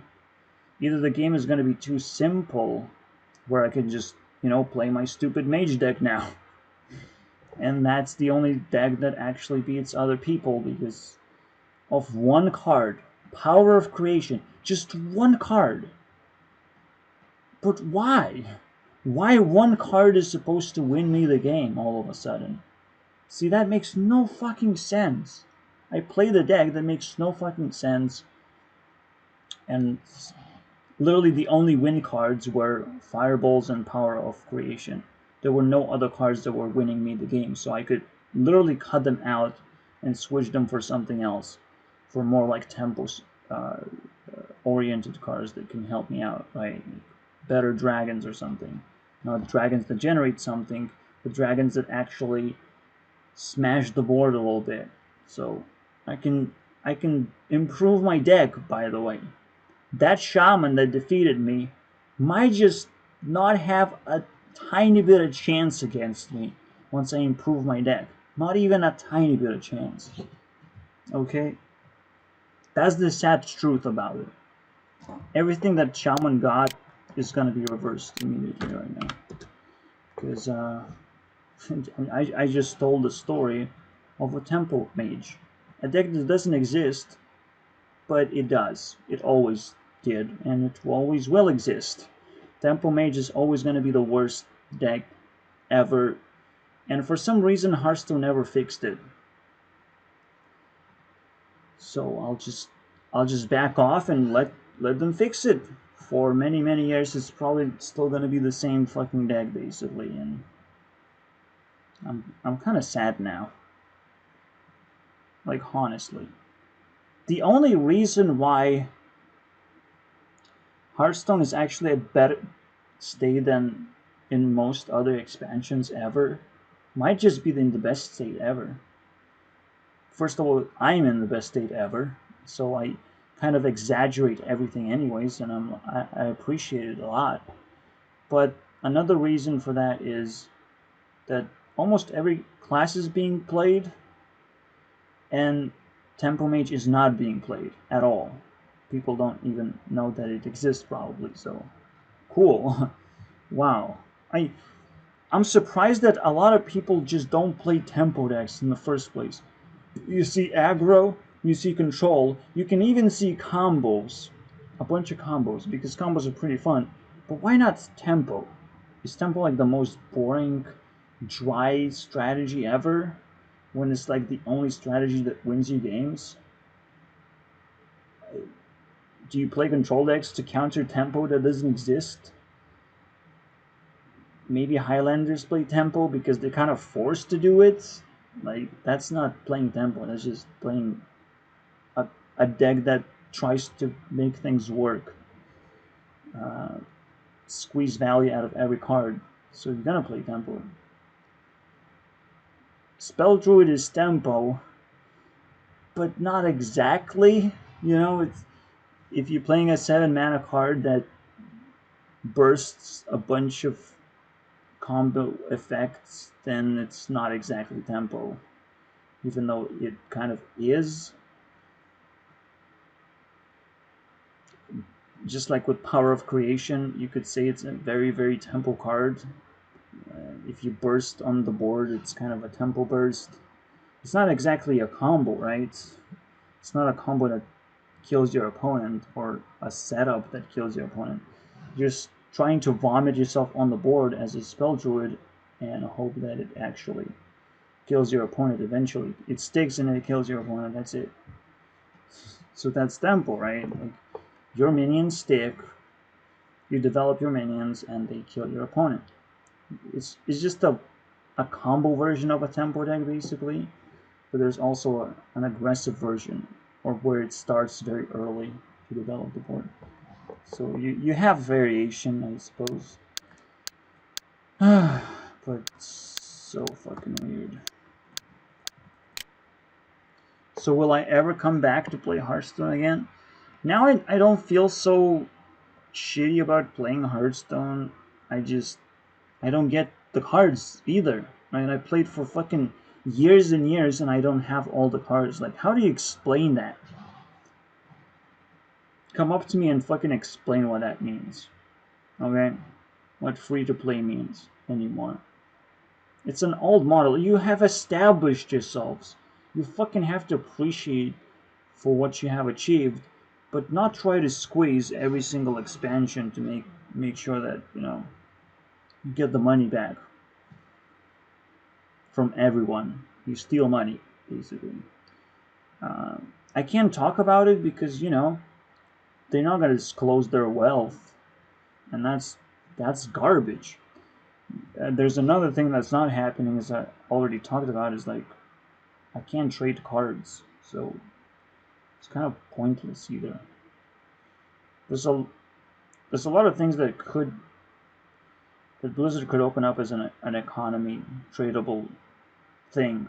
Something maybe related to tavern brawls or whatever, like you pay to enter a tavern brawl, and those games are very interesting. It's like tavern brawl could be a room full of arcade games, basically, and you pay a little bit of dust and you get a little bit of dust back if you win. But you have to play perhaps a completely random game, basically. Completely random. It shouldn't be constructed in any way. And it shouldn't push you into this arena mode where you have to construct a deck for an hour to make sure that it's good enough. So you just play a completely random game and it's super casual, mega casual, and you get some dust, right? Why do you reward one pack for Tavern Brawl? Do you really hate this game mode, you know? Do you really create a game mode and then because it's not rewarding, it kind of ends up not even existing or existing like a meme, right? So why do you put so much effort in creating something every week as well, something that doesn't have any value for people, for players? Like, how do you wrap your head around that? For a long time, this has been a tiny bit of a discussion, but for me, like, this is just mind-blowing sometimes what Blizzard thinks is a good idea. Like, no other company did it because they wanted to reward people. That's the first thing they did most of the time. It's like, well, Blizzard is not rewarding people, we have to kind of do it. But the point is that the real reward is understanding that people who play the game for a long time, they should be automatically getting their collection fulfilled just automatically if you play long enough. And you don't have to be a streamer, obviously. Streamer is already playing too much. He's promoting the game too much. But you have to have these casual players who constantly unlock new cards, right? Technically, it's still going on in my life. I just will never get a legendary. For me to get a legendary, it's like a month amount of playing Hearthstone casually. Like, it's impossible, okay? It's never gonna happen. Yeah, I could probably buy 7 packs right now. I have 700 gold. Or I could just buy an adventure right now, which is probably a good idea if I ever wanted to come back to Hearthstone anytime soon. So I can play an adventure now. Cool. Over time, I did collect a little bit of gold. I think quests are kind of still dumb. There's probably a better way to create quests. There's better way to just design quests, I suppose. Most of the time, when you're playing quests, you don't want to be forced to play a shitty deck as well. So that's what Tower Brawl is supposed to be for, right? Completing quests as well. Oh, how about just make Tower Brawl rewarding and remove quests? How about we make this trade, you know? A trade that actually creates a new game mode. And Tower Brawl should be made out of the best tavern brawls. Maybe 5 best tavern brawls that people vote for, right? And then you have some random tavern brawl, basically. And then you have a 7th tavern brawl that's the newest one, basically. So you have a random one where you get to vote, and the newest one, I don't want to fucking give ideas anymore, because every single time I give ideas, I just know it's never gonna fucking happen. But I guess I'm telling that to Kriparian, who's gonna fund a game creation operation. He must do it, okay? He has too much money, I'm just saying. Or at least the community has too much money in general. If they can just sit there forever and that's their job. Please make a game for once. Be Raynad. That's probably supposed to be a slogan of the entire team. It's just... Let me swap these two guys. Every team needs a slogan. And I fucking found one. Be Raynad.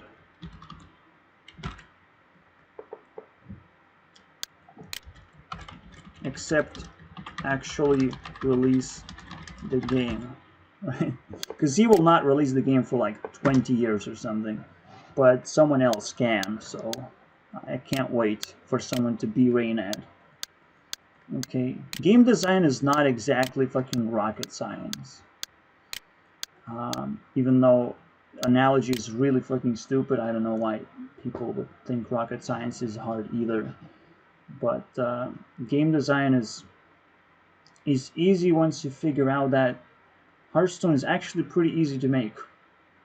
Specifically Hearthstone. Like, maybe platforming is hard to make because it's boring. Most fucking things are actually very boring to make, but something like Hearthstone is not that difficult. And that's why games like that actually exist in the first place, and people actually followed up and made one of those. It's not that difficult. The difficult part is trying to figure out what kind of ideas you can put together. And the difficult part is making it work without bugs and glitches. That's a big one. Believe me, like, card games are full of that shit. But once you nail down, it's actually a deep, very interesting process that probably every card game player should consider doing, just like every Minecraft player should consider recreating Minecraft if possible. But that's another story of like insanity. Trying to recreate a game. I mean, we get to see examples of developers trying and failing. I mean, I'm one of those. Technically, I didn't try hard enough. I know when to give up, you know. Knowing when to give up is probably a big deal. Oh boy, I fucking hate talking for hours and hours, but I have to. Just keep my sanity.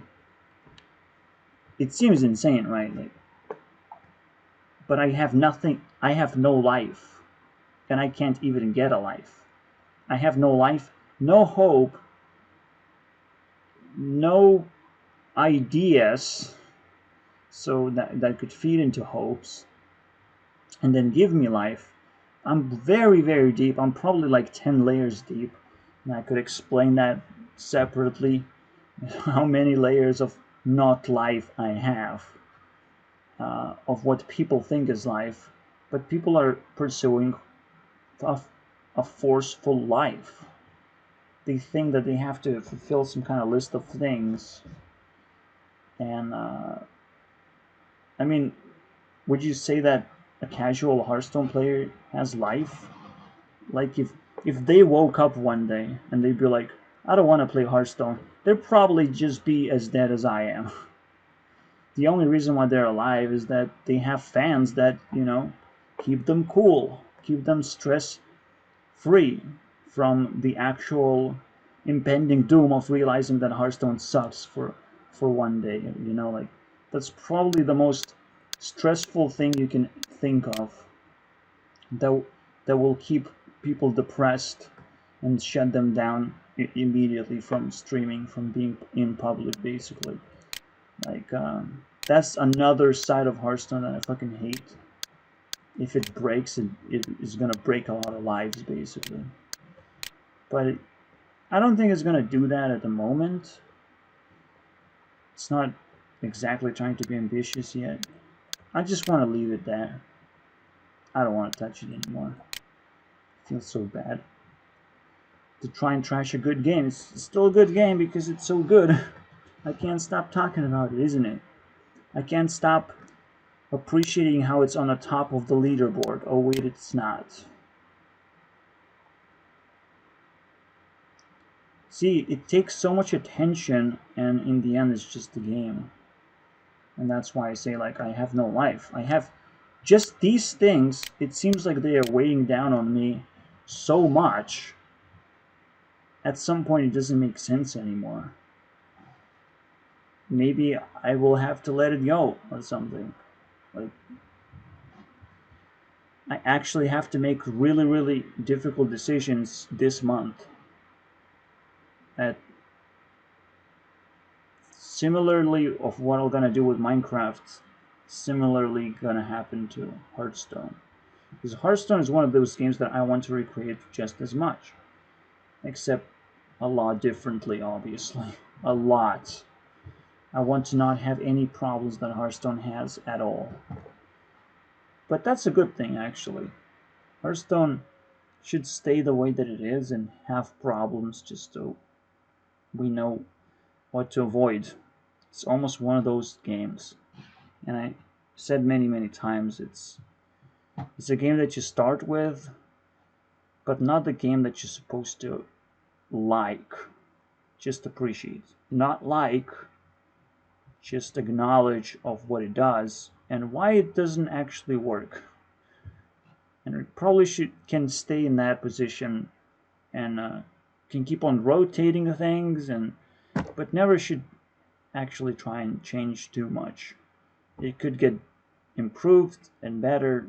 It's fine because it still has a huge community and not enough competition to actually make things work. That's the problem with these fucking games. They can pretend to be broken pieces of shit that trying to give you inspiration of how not to do things, but then, like, do they expect us to compete against it? What are they expecting us to do, right? The same fucking bullshit is happening with YouTube itself. You don't know what to do when YouTube is being a broken ass bitch. What do you do with that shit? Do you get a new one? A new platform? Do you just build a new platform all of a sudden?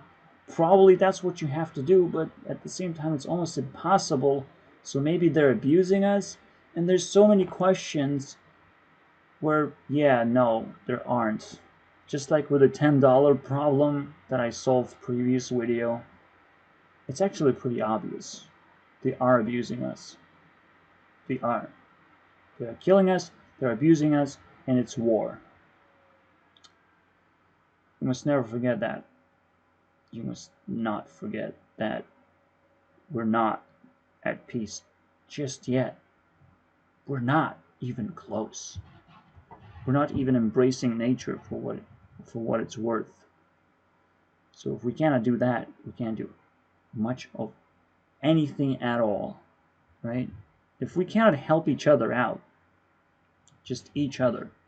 If you think playing games is going to help other people, you might just be mistaken just by a little bit. You know, it's all about creating jobs, not for yourself, for other people. Right? Finding a job and trying to survive is actually a bad idea. It's almost like a better idea to die the moment you fill up yourself with dreams and just explode, because you get to fucking live your fucking dream even if you disappear.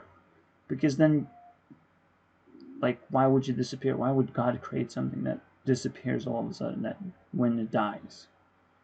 You die and disappear? Really? You get to live your dreams. And yeah, fuck. See, the problem is there's a lot of psychology that has ruined us, basically. Yeah, nobody wants to die, right? But we should be prepared for it. How do you prepare yourself for that?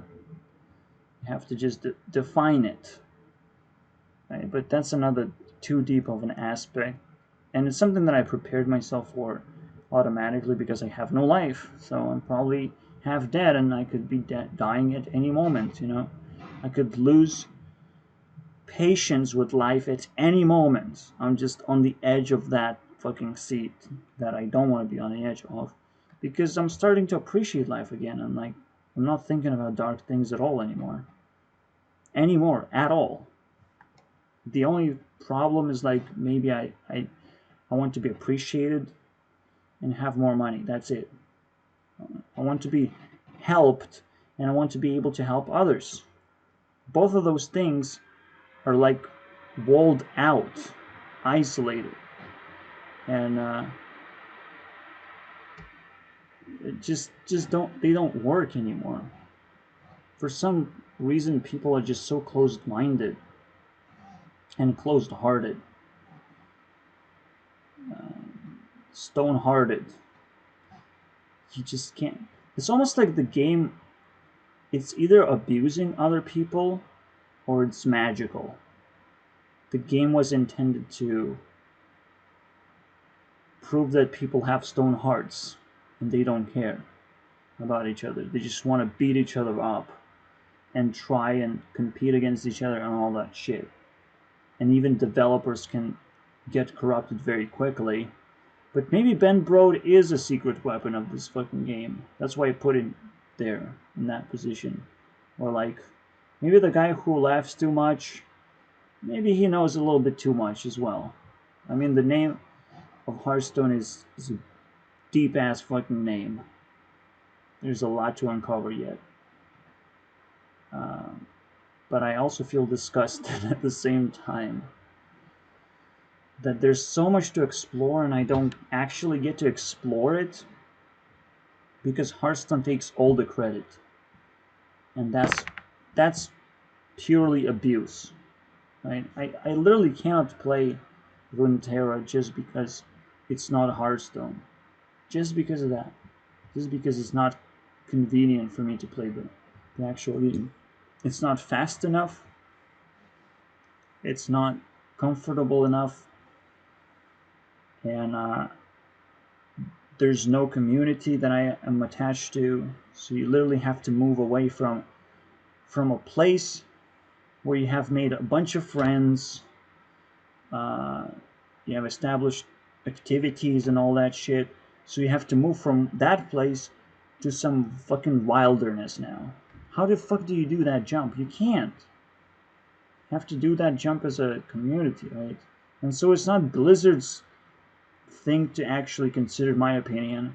It's everyone else's job to try and scramble a community together and learn how it's done in the first place. So, but because that's possible in the first place as well, I think that's a big deal. Did it upload it?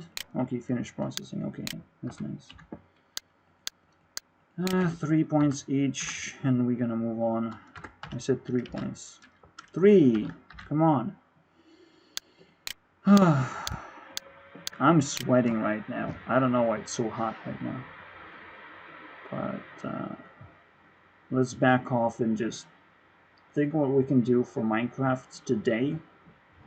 As it stands, what kind of people we can visit. Let's hope I find something useful. Obviously, Todd Howard just got my attention, man. From previous video.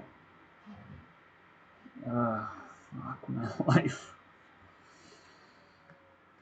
I'm gonna roast you, Hearthstone. Don't you worry. It's gonna become 0 anytime soon. That's my fucking goal. To see you die and Minecraft die. I'm sure I will not be able to kill these fucking entities fast enough because they're the fastest growing communities still. Unless they're actually stupid. Unless it turns out that these communities are just as stupid as every other community. Which is kind of how it looks like from this perspective, right? From this whole comparison. Like, how are they losing so badly? There's so many people playing, and so many people on the bench as well. Like, they actually broke the bench. Hearthstone community broke the bench. There's too many people, they have 2 lines of them now. Are you kidding me? Like, how do you fail so badly? It's insane. Oh my god. Am I overlooking something? I don't think so. Because it's the same game. You know, it's a bit too repetitive. And you can't really expect too much creativity, but it's happening. It's just so annoying, isn't it?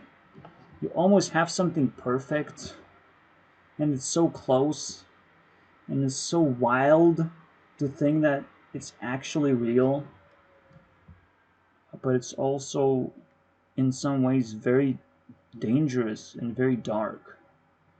And almost like people have no idea how much damage they're doing to society.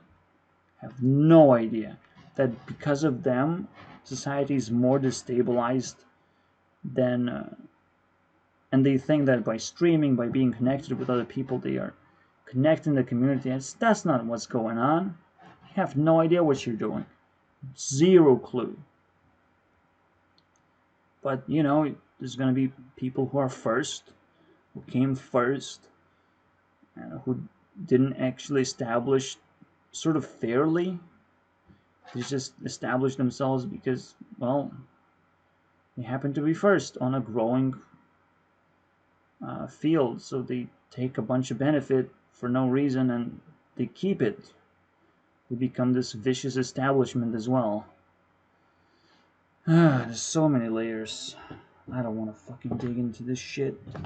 Let's leave. Just for the record, let's just react to what's the first Hearthstone video that we're gonna get. Actually, Wow Hobbs is like decent player, so we can. I'll just play one more video just to be like. I'm gonna be done for like a week. Out. Don't want to fucking see this anymore. No, I don't care about game-breaking bugs. Just. I love combos though. I love it. I watched this guy's video quite a bit.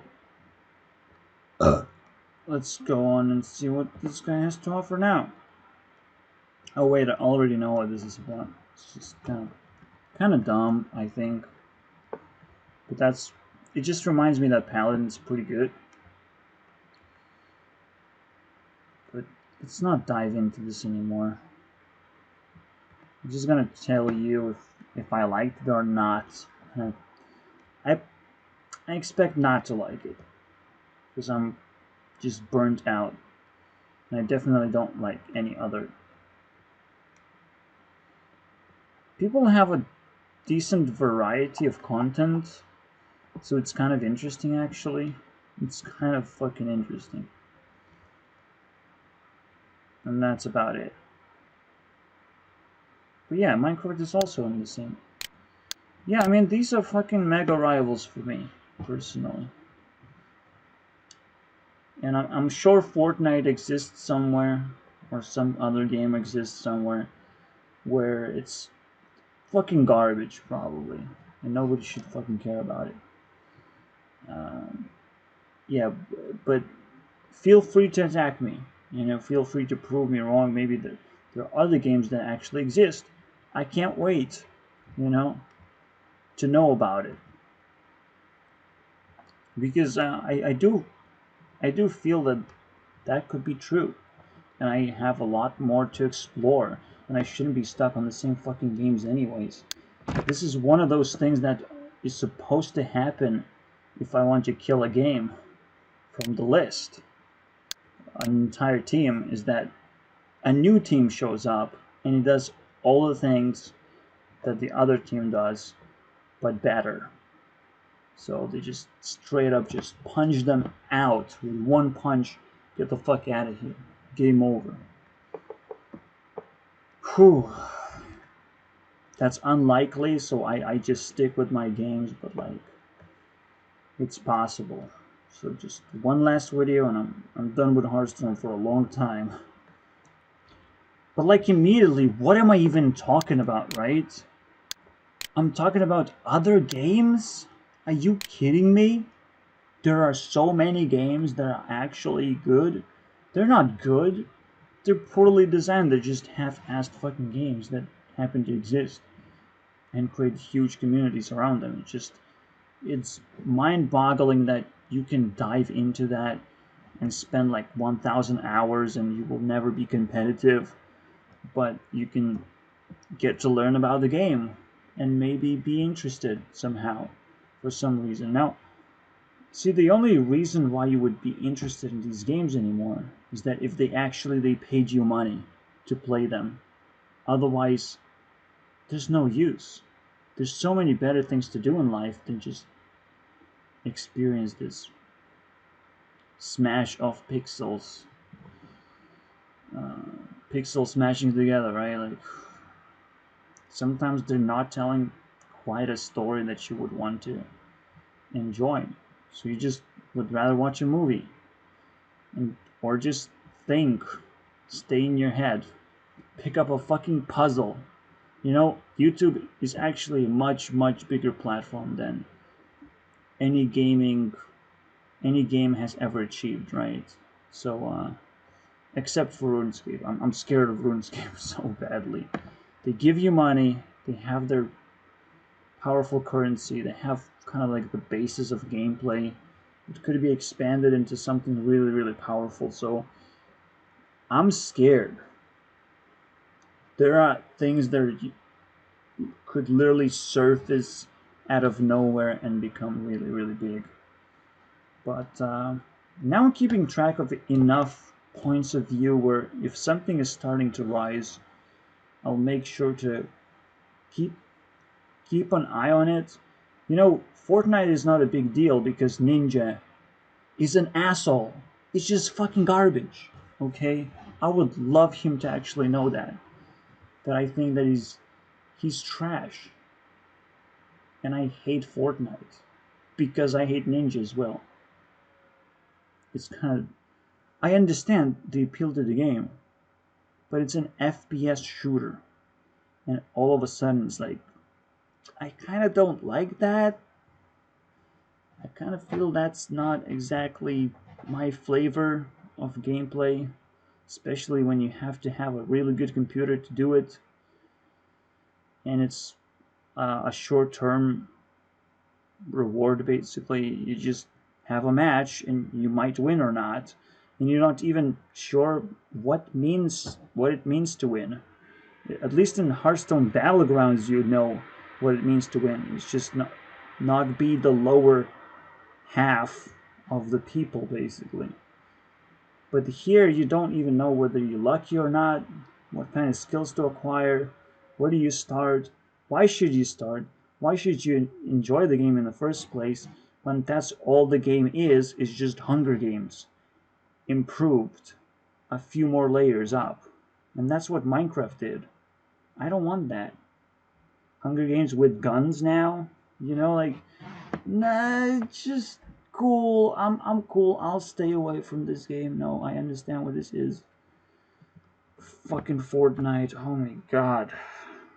So yeah, uh, I think Ninja just is like a cherry on top, an asshole on top, and I don't want to touch anything, nothing to do with Fortnite. So congratulations. And that also kind of puts a lot of pressure on other games similar um, in that sense, or games that can build communities will not be able to compete with this shit.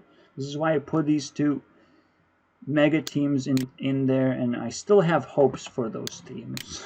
I'm still gonna try too hard to keep them alive and dead at the same time, because if they're dying, they're interesting technically, and if they have high potential, they're exponentially more interesting because they're beating the competition, right?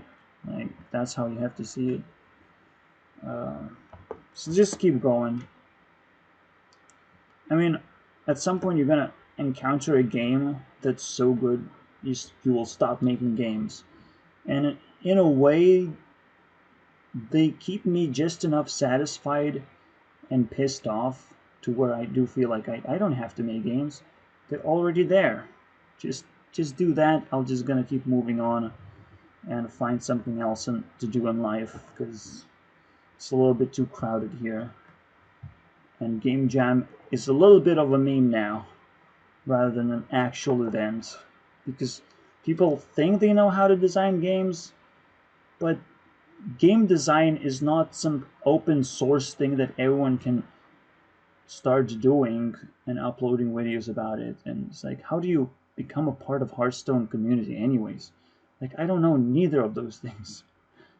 The biggest problem still remain the same. Is like, there's nothing that I can do that's that satisfies my need of like just slowly fading into existence, right? I don't want to fucking spike my existence. I don't want to slap my face out there so everyone knows how I look like and how I behave and all that fucking bullshit. And that everything is put now under pressure. All the things that I literally don't care about right now. I don't care. And probably you don't care either. You know? You just want to hear something smart instead of actually watch a gameplay. Like, this, the level of stupidity is also rising up when you realize that there are a bunch of people who watch this shit, and sometimes this shit is actual shit, and then you fucking question your sanity of like, who watches this and doesn't watch my videos? How is that even possible? Right? It's just like, oh my god. But you have to like suck it up and be like, yeah, people are pretty stupid. I'm not gonna lie. And by saying that they're stupid, they're just gonna be offended that they will watch that content anyways, and then pretend that their little community is so amazing and it's not burning to hell. You know, like, cool. From my perspective, that's not what's going on. And I have never felt an urge to be a part of this community. I always just kind of played casually, and it's gonna be that way forever, for a long time, because nobody fucking cares about me though. Apparently I don't care about other people either, right? Apparently my problems so unrelatable, so out of this world, right? Like, just crazy. But that's the problem. I represent nature. I want to naturally fade into the community and just prove that the community is also allowing nature to flow in. And if you don't allow nature energy to flow in, you just forced out something. You just forced out a game to exist. Why? Well, it's gonna die very quickly if you force something. Nature is gonna destroy it very quickly. So you have to. They're gonna face the question, what do we do now? We recognize that a lot of this has been profit based. A lot of this is just very temporary. A lot of this is just constantly trying to feed people the idea that you have to buy more packs, invest into the game, and we're going to build updates and all that shit, and the community is just going to kind of circle around the same thing over and over again, but it's familiar, but it's still a force. So eventually people will have to face this question of like, what the fuck do we do? Yeah, sure, it's survived 6 years now, just like Minecraft survived a bunch of years. And I take 6 years out of like a random number.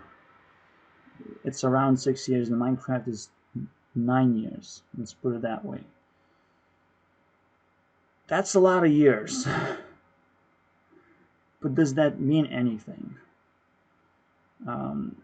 It only means that if you force something, it might establish itself. But it's still a limited amount of time until it gets beaten by people who have naturally built better games. And I might just naturally be sucked into those other communities who are not as big, but they're just fair, right? They're fair and they're very valuable, and I can stop worrying about Hearthstone. I can just sort of have it as a meme, as the name, but we can steal the name. That's the worst part. You don't know until it happens. Can you copy strike this? Oh, I don't think so. Just like Sonic name can be stolen, Hearthstone name can be stolen. And they will not be able to do anything about it. This is why it's such a big fight every single time like this. There's a Minecraft clone that's doing very well. Nobody really hates Hytale because Hytale is about to steal Minecraft's name. So at any point, Hearthstone could also be stolen. And I need to double check what card games are out there. But I'm hoping that they're gonna do their own homework. I don't want to fucking do it anymore. A lot of people always get sponsored by some fucking idiots who think they can beat Hearthstone, but that's what I'm looking for right now. Is those punch out moments where I don't get to build anything. I just get to find what is going on in the community. So just sit back and enjoy. Most of the time, that's what life is about. Is like, as hard as you try, in the end, you just acquire skills, and then you get to enjoy using those skills until those skills are useless to you because now they become boring. But until then, I mean, I think I acquired enough skills for the rest of my lifetime. That's why I'm tier 4. It's like, oops, I did it so fast, and I have so many skills that I will never have to worry about that at all.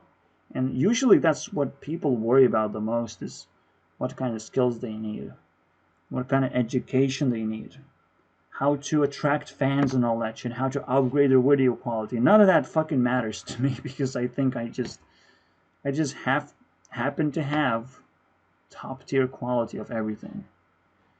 And then I naturally just, evolve. Because I equip nature, tier 4 nature, right? And again, you have to tune into the way that I fucking talk, obviously. A lot of people wouldn't be able to do it. A lot of people would think it's nonsense. And it's so painful. You can't fucking understand what it means to define something as nonsense, right? It means that, yes, you don't care, so go away.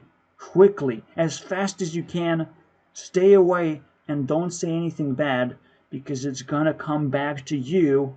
It's not gonna come back to me. I'm just gonna see it as a problem. As I will see dead people, basically. You're gonna throw yourself at me, die. I get to see that, and I'm gonna be terrified of like, why people are fucking killing them? What am I doing wrong? But it's your decision. You fucking should take care of yourself. So don't fucking think that I'm out of my mind spitting out nonsense or whatever. Like, this is fucking crazy. Right? Especially if I'm doing it for hours and hours, all of a sudden it becomes a professional skill. So the question is, where is it going to be used? And if you're not using it, if he's not using it, if more and more people are not using my skills, it's going to get worse and worse, because I'll find darker and darker places to test. And at some point, the devil himself is going to come out and be like, I can use that, and just wipe everything off the table and just reset the universe, basically. Like, you never know when that's going to happen. And I don't want to be a person who just spits out doom, a doomsayer. But tell you what, doomsayer is probably the greatest designed card on Hearthstone. And I would love to be one of those guys. I'm saying, I'm sorry about that in advance. Doomsayer is the best. I am Doomsayer. I already announced that to myself quite a long time ago, like 2 years ago. I'm like, yeah, that's me. That's me right there. And it was getting worse for the entirety of 2 years. My skills have been becoming worse and worse in terms of what kind of impact it will have to the world when it's revealed, when it's like, oh, it's actually useful, huh? Oh, cool, right? Ah, interesting. For some reason, nobody appreciated it for a long time. And I'm feeling more and more confident that, yeah, that's true. That's totally true. That's an appreciable skill, because I still have to prove it to myself constantly that I'm not spitting nonsense, because I have to stay in a nonsense environment. Of course I'm gonna spit nonsense because I'm fucking destroyed. I self-deprecated of every value there is. I'm not sure why I exist. That's so fucking nonsensical it is, but I kind of appreciate it, right? I can just suck it up and just like, yeah, if my body's capable of existing, then probably it's not too bad. But I'm opening my emotions, and a lot of things have changed when I started tapping into the realm of feelings and trying to feel better about myself. It's a skill that I will never have properly established, because it's almost like it's incompatible, but it's almost too compatible, because I'm a good person. I'm just not interested too much. I'm interested in both things, so yeah, it's a conflict of interest, I would say. I want to like embrace all the greatest skills that I have, and also embrace that I have a personality, and everyone has a personality, and I just want to stick with that. I don't want to be like a perfect person that all of a sudden just isn't perfect because it tries to be perfect on its own. Like, how am I supposed to be perfect on my own? It doesn't make sense. I'm not born this way, you know, like, that's where it just starts to fall apart very quickly. It's like love is gonna bring me that thing, so why should I not just wait for love to do that for me, right? It's the same thing of like, I have enough skills to sit back and relax, so why should I stress myself out and like become something that I'm not when nobody else is doing that? It's the same fucking thing over and over again. You acquire skill to the point where nobody else is doing that anymore, because everyone else becoming something. They're establishing themselves, meaning that they will stop acquiring skills. So you do the same thing. You just kind of stop, and you're like, then you can measure yourself. Once enough people stop around your circle, around your age, basically, when they stop improving themselves, then you can start comparing yourself. I'm not sure I've stopped completely, but I kind of started comparing myself, so I think I'm starting to stop, right? And once the comparison is fully established, I think we can move on to the next level, you know, trying to like reach out to some people if it's possible. But right now I just want to establish alongside with the internet is a unique opportunity as well. So just kind of creep around the internet. That's just kind of my personality. I'm sorry, and it's gonna explode when the creeper is triggered. I'm just saying. But the explosion is a little bit bigger than you expect from a person who built Creeper's Forge. I'm just saying. Like, how the fuck do you can't respect a person who plays Replicatortrons or whatever? A 10-10 that turns another creature into a 10-10. Like, this is the most beautiful fucking creature ever, which I don't have. It's probably epic. But yeah, like... And who plays Lore Walker Cho, like... How can you not respect a guy like this? And the coolest part is, like, he's playing these high-tier games with a kind of a meme deck, and he's not even breaking a sweat anymore. I can't even get to this fucking rank easily. So I feel like I'm left out all of a sudden. This guy just improved over time so fast. Wow, I'm just... Congratulations. Cool. I don't feel so good about myself anymore. That's nice. I'm not exactly sure if I appreciate the game as much as I'm supposed to anymore. Like, do I play enough meme cards? No. But kind of. I always try to. Always try to get those meme strategies ready. I don't know. I don't want to think about it anymore. I can just allow him to play for me, so that's a really good deal. I mean, this is one of those moments where this is the coolest deck ever. Even though Librams are so broken, if you put them in a way that's entertaining, like, this is the best fucking thing ever. His hand is full. He just burned. What? Was it a useful card? Not necessarily. The only useful card is like something that destroys the entire board. So that's kind of unlucky, but you would expect to burn something useful, right?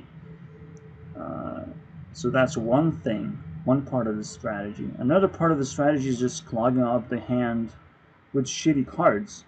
These are shitty cards. The Librams on your opponent's side are 2 mana, and they will keep on coming back to the hand until the hand is just too fucking weird. It's just so weird. Always clogging up, always burning cards, always wasting a bunch of value, so at some point you don't have enough answers or proper answers. It's such a fucking amazing strategy, you can tell. This is next level Hearthstone. I can't even pull this off anymore because I don't have Lore Walker Joe. So it's evolving. It's actually evolving pretty fast. That's what you have to keep in mind. This is insane. Some things that I find here. And why did I stick for such a long time? And now I get to become a commentator. Congratulations. Haha. In the shadows though, because I don't care. I don't care to promote myself. It's just too hard of a work. It's supposed to be automatic. So yeah. I'm producing content. It's watchable. Hey YouTube, where's your algorithm now? Cool. I didn't put thumbnails on. I didn't paint my thumbnails. Okay, I get it. So, oh wait, I'm not a girl. Anyone should be able to just give me fan art or something. Or even automatically generate art, right? YouTube should be able to do that. If they see that YouTube should have enough tools to help creators kind of cater to the audience, right? They should already do that. But that's another like potentially missing thing, or like really missing thing right now, because A lot of people are just missing a bunch of ideas, I guess. Cool. You have me now, and I'll complain very, very much until it turns into evil. So let's just not forget that the clock is ticking. I do have to mention that Librum, this card is still kind of broken because the more times you copy, this card is just, it turns into insane. I don't know, like you need a better design than just a card that you can use infinite amount of times. I thought it was gonna work like an explorer's hat or like a bear explorer's hat, but it works like an infinite value card. So that's painful. That's painful to play against. Really, really painful. Every single time I see this card, it's the same pain as one of most broken cards. So it just makes it to the list. Even though I like it, but the design is so terrible that I just don't care. Every Libram is just stupid fucking card. And it's a stupid design. And when you put a deck together that doesn't suck, it probably does pretty well. I'm not gonna lie. Maybe that's the deck that he climbed with and it's not gonna change. Let's pretend that that's what's going on here. I forgot I added a very important token, which is top 100. And my events kind of suck for the future. Where are they? Here. I probably should star them up so I know what the fuck to look for. Billboard 100 should be the next one. Because it feels like it's gonna hold a lot of juice in there. Even though it's probably not gonna hold very old songs. Let me double check.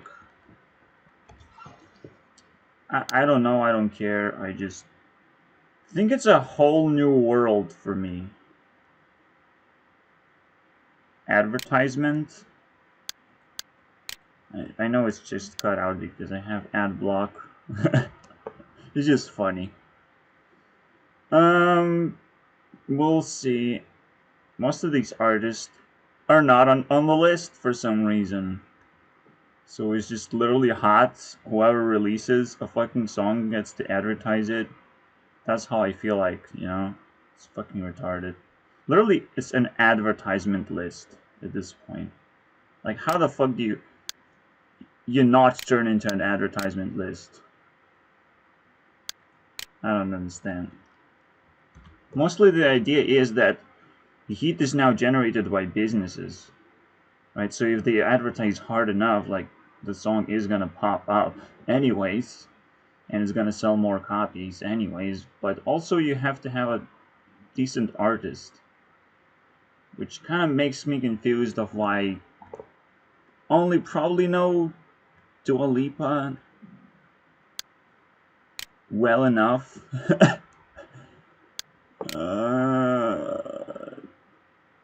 to say that I know one person from here. And Camila, obviously. My oh my actually is kind of old now. Okay, Maroon 5. Okay, nice. Congratulations. Jonas Brothers. Look at that. I know 4. Katy Perry, obviously. Marshmello.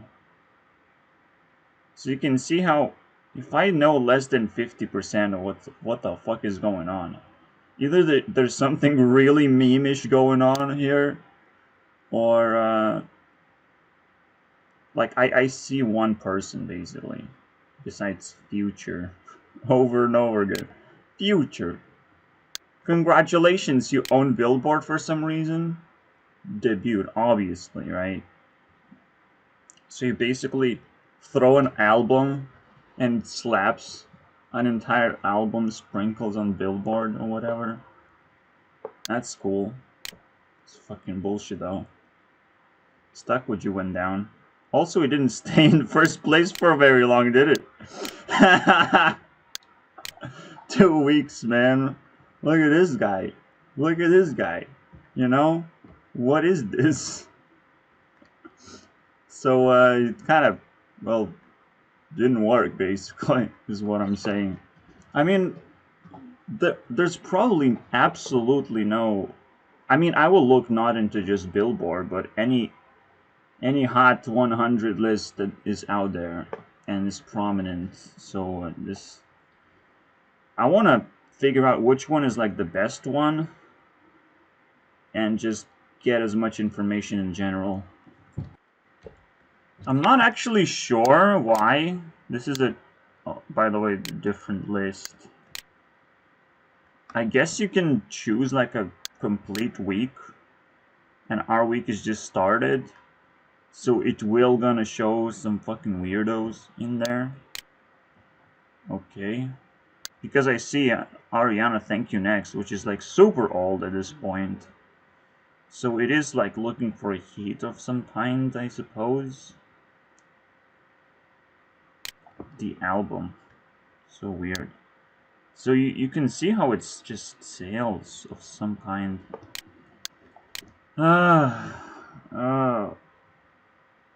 Anyways, I think YouTube has a much more precise system just because it advertised worldwide, right?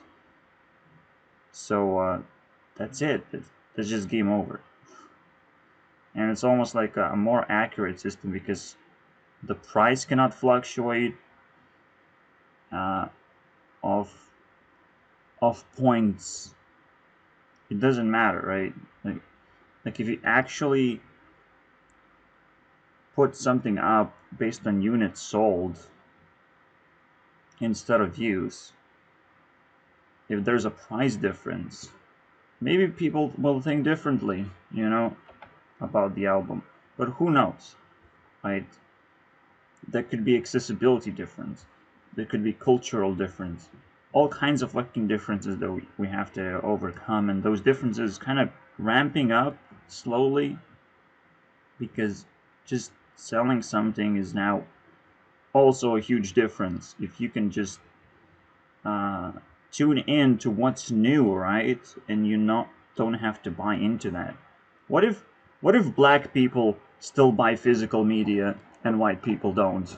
How about just throw in a racist statement there? But it's just something to think about, okay? Because I just see too many black people on the list. I'm scared. Is everyone debuting?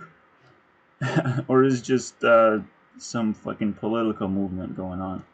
You know, I want to dive into this, but now I'm starting to fucking feel that I feel like shit. It's fucking garbage now. Obviously, they took first and second place now. Poland and Future, and I see them all over the list. So fucking garbage again. Oh boy. And both of them are black. Then there is a bias. You know there is a bias of some kind. This guy is also black, right? 5 first place is black. If that's the case, there's not only a bias, there's like a self-destruction mechanism in place. It's no longer a bias. It's like, well, there's 3, you know, bias feels like, maybe you're doing something wrong, but now it's like, if you have a really ridiculous pattern, and I can see it just from looking at what's going on the picture, is like, what happens when I actually explore? I'm not gonna do that yet, but like, Jesus fucking Christ, dude. Am I saying that black people can't make good music? Not to me, they don't. Just not to me. I'm not in that culture yet.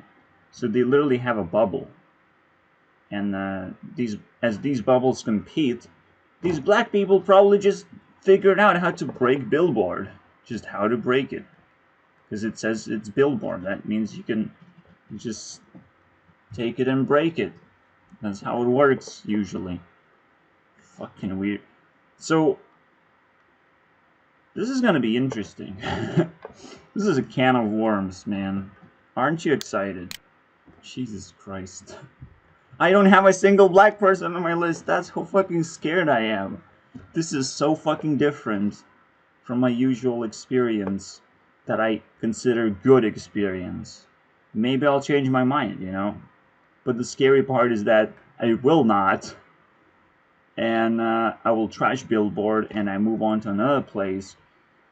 Because now I get to detach myself from another chunk of drama, basically. Like, this is kind of weird, dude.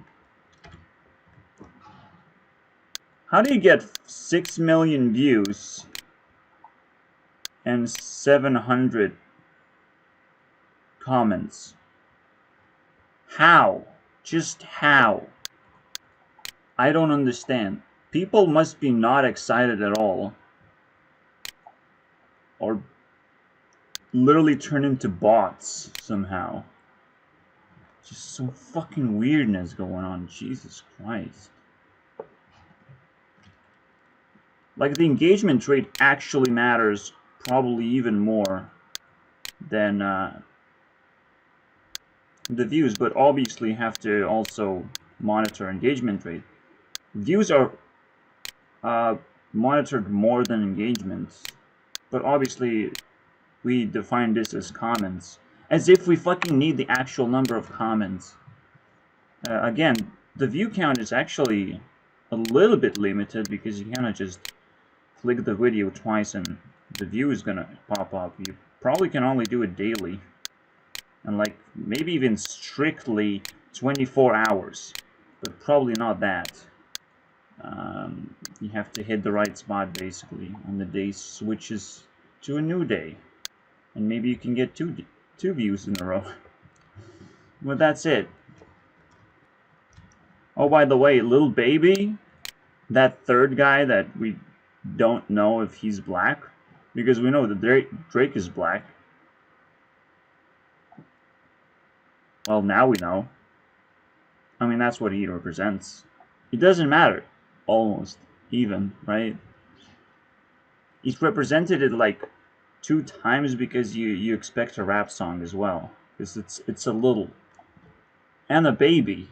Like, how did we get from Justin Bieber to actually little babies, you know? Like, fucking crazy, dude. The crazy part, the craziest and most racist part is that people embraced black community so much that at some point it makes absolutely no sense. Just absolutely no. They literally, businesses are self-destructing. It's like, let's press anti-racism button. Oh wait, my business just got destroyed somehow. How did that happen?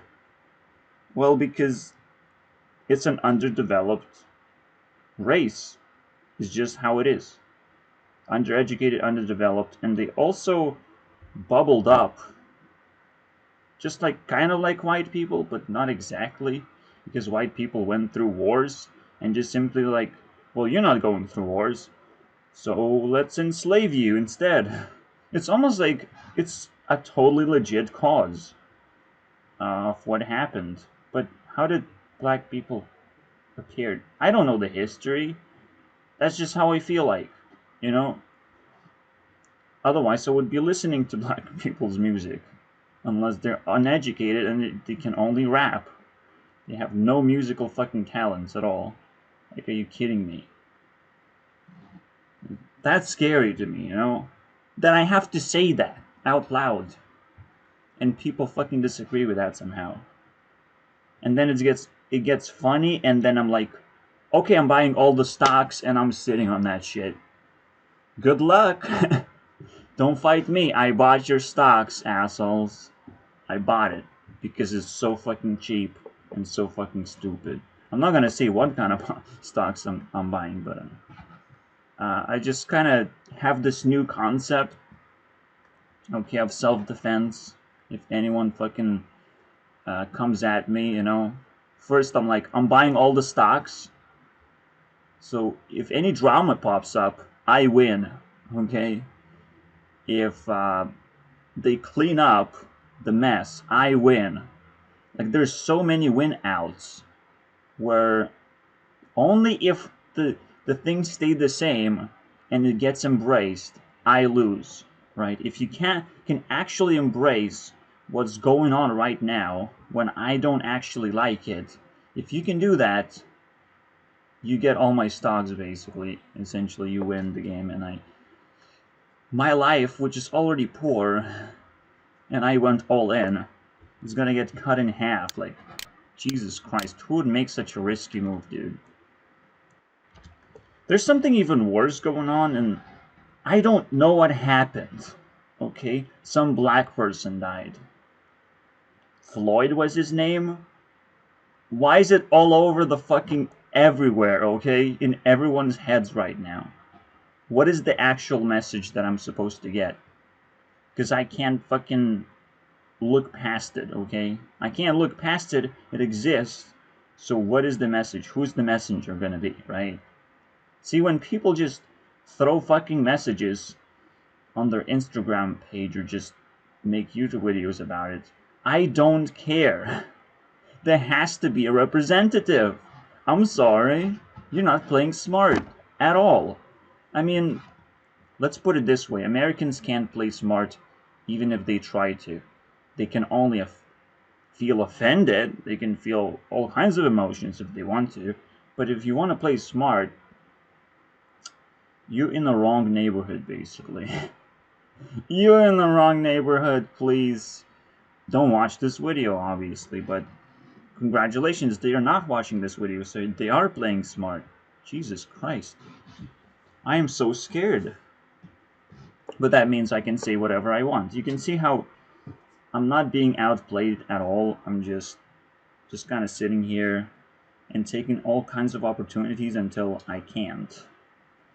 And the game is going to get a lot more difficult when people are going to try and prove themselves to me, basically, or to each other. Like, it's going to get pretty messed up.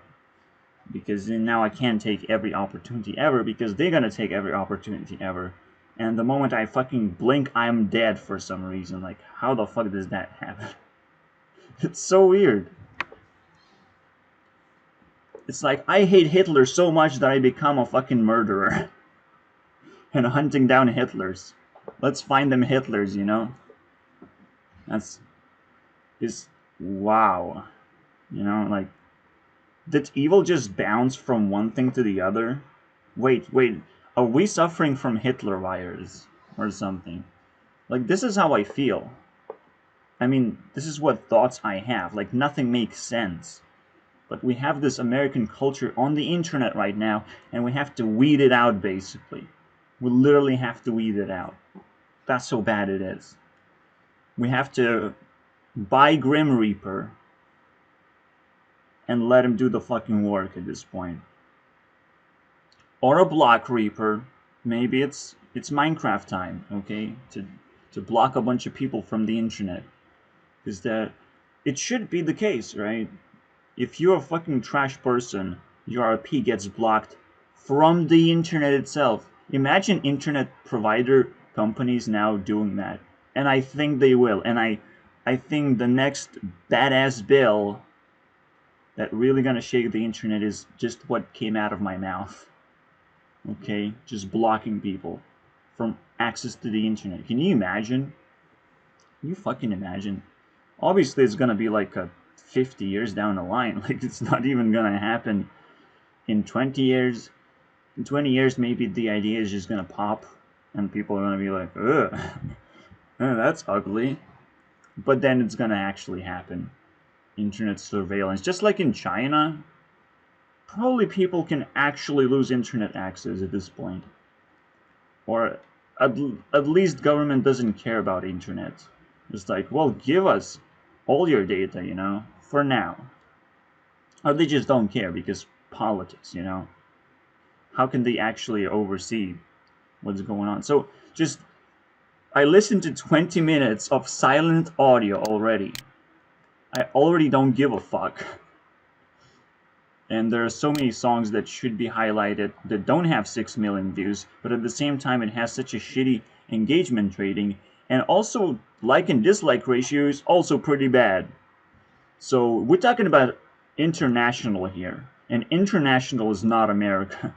Americans will get punched in the face if we're talking about international. So you gotta consider it now. Like, are you fucking living in your own fucking bubble? Or do you support a bubble of black people? Like, either way, you're gonna fucking mistreat yourself. The worst thing you can do is support a bubble that you're not inside yet. You don't understand the culture. That's the worst bubble that you can support. And that's what thing is happening right now. So the American bubble is so big that people don't feel that they are in a bubble right now. So they're like, well, the black bubble is smaller, and somehow it exists also in our bubble, so we have to embrace it. Well, guess what? It's gonna happen. You just can't, right? You already have a thing to take care of. The best thing you can do is separate the bubbles and let them compete against each other. It's a very weird mechanic when there's a bubble in a bubble. Why? Because the bubble who's in a bubble is not competing, it's eating from inside into outside. As long as it stays inside, basically Americans don't know what to do and they automatically support it. But that little bubble that's growing, that's becoming racism and all those other things basically, is gonna eat Americans from inside basically, and gonna push itself outside eventually, right? Because it's supported as an idea. So I'm buying all the stocks. I'm sending myself all the way to black people culture and settling myself down as like, I'm also black, guys. You don't know my face. You don't see my face right now. I have a black face right now. I know that's very racist, and I much very die when I lose all my stocks and I have no money to fucking defend myself with. Because the coolest part is that people cannot steal your stocks. They just have to wait, and I'm like, I'm waiting. I'm gonna give you all the fucking value, but it's stocks. It belongs to me. Okay, you can't fucking steal that anymore. So, and if I die, stocks disappear. You know, like, if I get harmed, stocks start to fucking get harmed as well. I'm basically linked with their culture. So I cannot be attacked. I just know what's gonna happen in the end, and I'm going all in, baby. I explained why. So I'm their best friend, actually, because I play the most complicated and the most absurd card that probably people don't even know exists. So, not a race card. Okay. No, it's probably a race card, though. It's gonna happen, but now it's gonna happen faster, so you don't get actually too much value. And I don't get too much value, but I know I'm gonna get value anyways, so... And if I'm the only one doing it, it's still $1 million, basically. Whoops. Okay. One more thing, though. I probably just jumped onto a bias, right? Maybe. Let's give them one more chance. One more chance. Let's go and the whole racism idea did not get overridden by someone's death. Okay? April. Give me April, okay?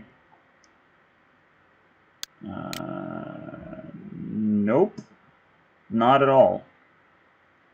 Not at all. Maybe even more now. So, that wasn't it. I was just, making sure that... Oh, uncut gems. That's what I'm doing in RuneScape. I'm mining uncut gems. There's so much autotune. There's so little coherent actual lyrics. You can't listen to this. This is like alien rap, basically.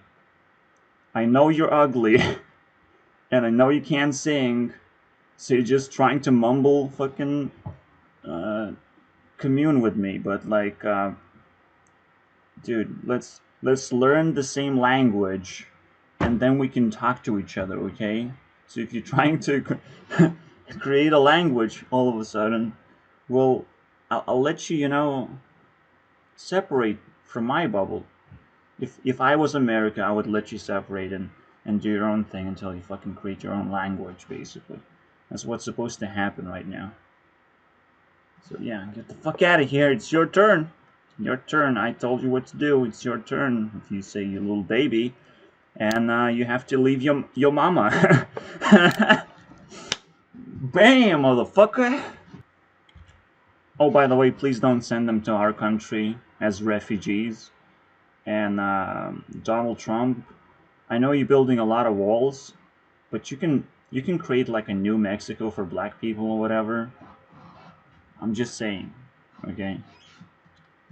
But that's just in case they decide to actually move on with this, uh, instead of just feeding into the catastrophe of this weird culture inside them. So like, I don't know. I probably don't need to give any advice because this is not going to be resolved. It's just like nuclear waste. Who cares? Nobody knows how to deal with it. But let's keep on embracing nuclear energy, and power plants, whatever. But at the same time, I don't give a fuck. It's probably not a big deal. Maybe it is a big deal, and I don't give a fuck because I can't fucking comprehend it anymore. And it's just so annoying. Everything is so annoying. But at least I made this one bet and I know what I'm talking about, so I'm happy about that. The worst thing that I will say to you guys, and this is let's do a bad term linked with racism.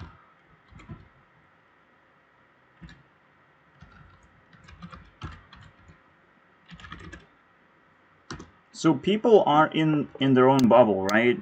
Talking about anti-racism and whatnot. But what would it take to resolve that anti-racism? Do you feed yourself your entire body and then you become not racist? Do you kill yourself? Like, what would it take to become not racist? That is the question. Do you give up all your wealth? Right? And then when black people get all the wealth, they kill you because you're useless now. Like, what would it take? Right? That is my question. And this is too deep of a question, so it's a token instead. I guess to feed into the idea, it's prison racism because there is no escape, right? You believe that racism is such a big problem that you imprison yourself into the anti-racism group. And until you solve this problem, you're still gonna be stuck in the prison. So what it takes to solve it, because you can't escape prison, you have to solve the problem. That's why you're in the prison. That's why you are stuck trying to solve something. Is it really gonna be that easy? Or do you just, well, we just push the problem aside, and if it solves itself, then it's relevant, you know? Only if problems solve themselves, then they are relevant to actually acknowledge and resolve it. But you can't actually solve a problem that never has been solved. Think about it. Think about it one more fucking time. There's so many impossible problems that we did in a previous video. Oh wait, it's just one for 2 hours. 2 fucking hours. The simplest of problem. And it was a language issue, an understanding issue. So you can't understand that you have no fucking clue what is going on at all in life. Including me. I don't know, but at least I know that other people don't know. And that makes me one step closer to fucking victory against everyone else. At some point I was so scared to go to my workplace because I saw a bunch of black people and I'm like, I'm automatically racist. I'm scared. Because I associated them with gangbanging. That's a very interesting porn little thing where they show up and gangbang people. Oh wait, what if we embrace that culture right now as it is? How about we gangbang people at their workplaces, for example, against their will? So technically, we're raping as well. Um, and then filming and then getting even more of that same porn, and and they probably get killed afterwards because it's just too traumatizing of an experience, right? So that also happens. Mm, yeah, I don't want to explore this place anymore. But that's what I felt. One of the horrors of when I was starting to lose my job, I'm like, where am I? All of a sudden, the factory just switched 180 degrees because I usually went to day shift, but there was a night shift. And the night shift looked so fucking different. And even women saw me and like started cheering on me. And I'm immediately like, what the fuck is going on? Maybe it's not exactly a night shift that was, because the shift always changes, but it was a different shift basically. Something completely different. I didn't know what was going on, and that was the last night that I worked in the factory basically.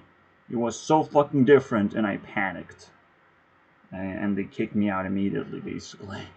Even took my helmet basically. It's crazy what happened that night. And that was the last job that was still I was capable of working. And it was a good job, but then nobody prepared me for this radical change of an environment of people behaving differently or different people basically working there. I was not ready for it basically, so that's it. I did panic a little bit too much, okay? I do understand that.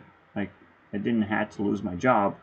Is that my life went downhill because of I couldn't control my feelings anymore.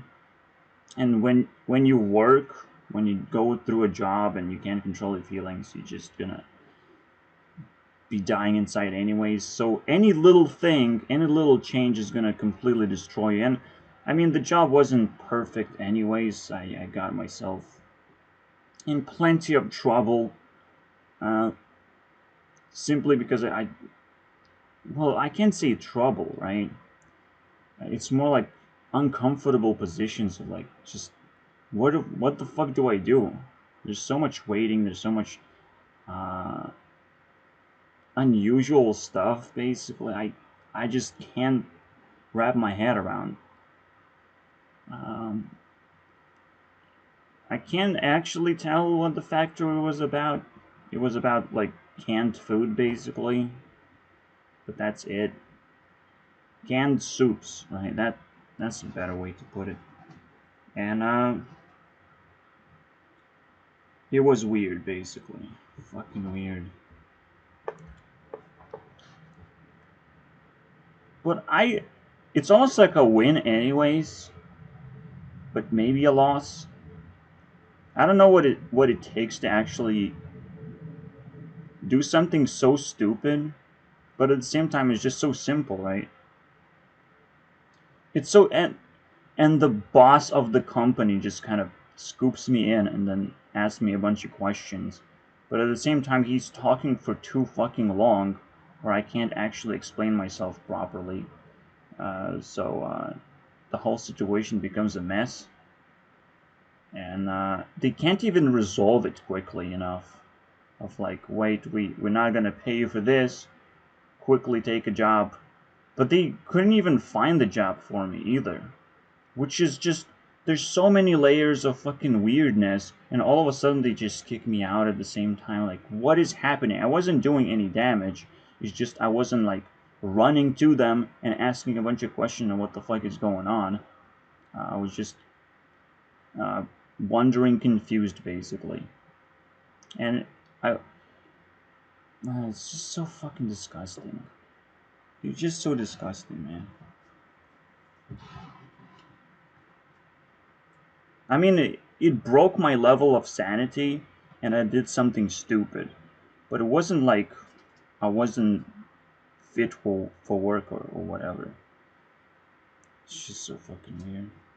Obviously, if people are fucking comfortable and they have a bunch of friends that they could relate to immediately and all that shit, that's also fucking weird. Yeah, yeah, probably just the whole introduction to the workplace just broke my sanity immediately when I first walked in. And everyone's staring and fucking cheering for whatever reason. It's so fucking weird. Okay, anyways, so my story of UK is very simple.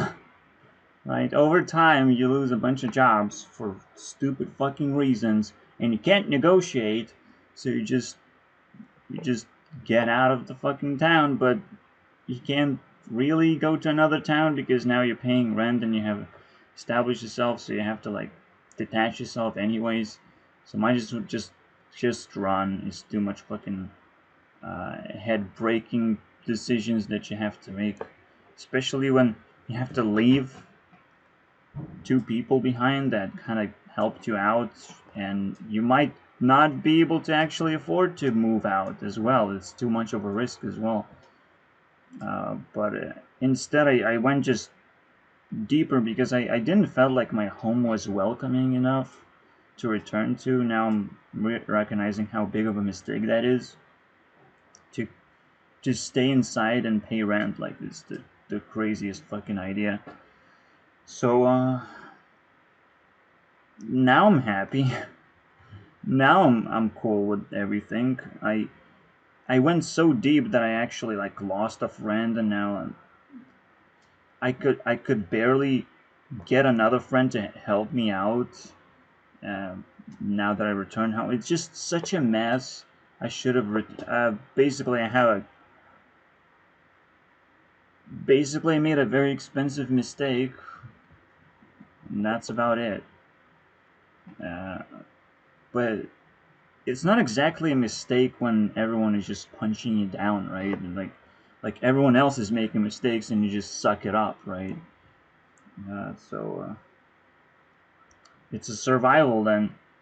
And if you make a mistake, you actually get beaten up a little bit harder, and then it started hurting, and you might not be able to get up, but I did, and uh, that's almost like a miracle level. But again, it's like, just how the fuck do you explain this? It makes no sense at all, right? If we want to kill each other, then fucking go to war. But apparently, we wanted to breed each other, and all of a sudden, just nothing makes sense anymore.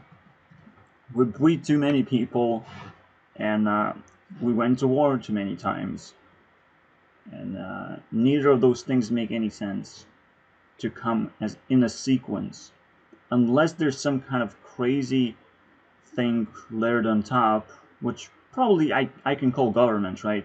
It's government games, it's Hunger Games, baby, where nothing is supposed to make sense because that's the point. It's all just fun and games, boys, of death and suffering, forever, eternity. But the eternity is soon gonna be over anyways, so don't worry about that. 50 years max, okay? So now I'm enjoying. I mean, Dream shows up so many times now, and he's like in the most insane, featuring Mr. Beast as well. He's in the most insane scenarios ever, just putting himself under pressure that not necessarily is fun or highlights the fun of Minecraft, but at least it just kind of highlights how good you can be at the game and what you can do in some manner. Be hunted down by real players, that's kind of interesting. I'm sure there's so many mechanics that you can layer on top to make things like that more interesting, but we get the vanilla experience, which is what we have to work with as people, as players who interested in Minecraft, basically. How do you work with vanilla experience? You can't. at some point you have to create basically a command block structure that you can program easily. I wonder if that is even possible, an easily programmable command block structure. I wonder how that would look like, because you know Minecraft is capable of those things, and almost like a visual programming eventually is technically possible. You can just click a few buttons or whatever, or jump on a few blocks, or there's so many ways to input things, but at the same time you have infinite possibilities, and so that's the hardest part of how do you input and how do you output and how do you make sure that that's a part of the game now, right? The input and output doesn't feel like super cheesy things. So, but maybe it is possible. Now I'm more interested than ever, I think. Now that I take a second look at this. So I'm getting closer to starting to work. But the first thing I'm gonna do is just play Skyrim. That's what I'm gonna do. Cause fuck it. Todd Howard is still in the team. And that's what's happening, boys.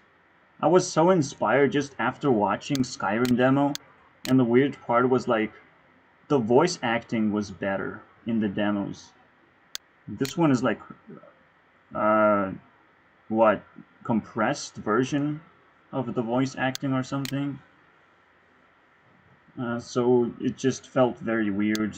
Compressed, it could mean a lot of things, right? It could be like an environmental thing, or like neutralized so it doesn't stand out, or some kind of compression has been happening so it's different now.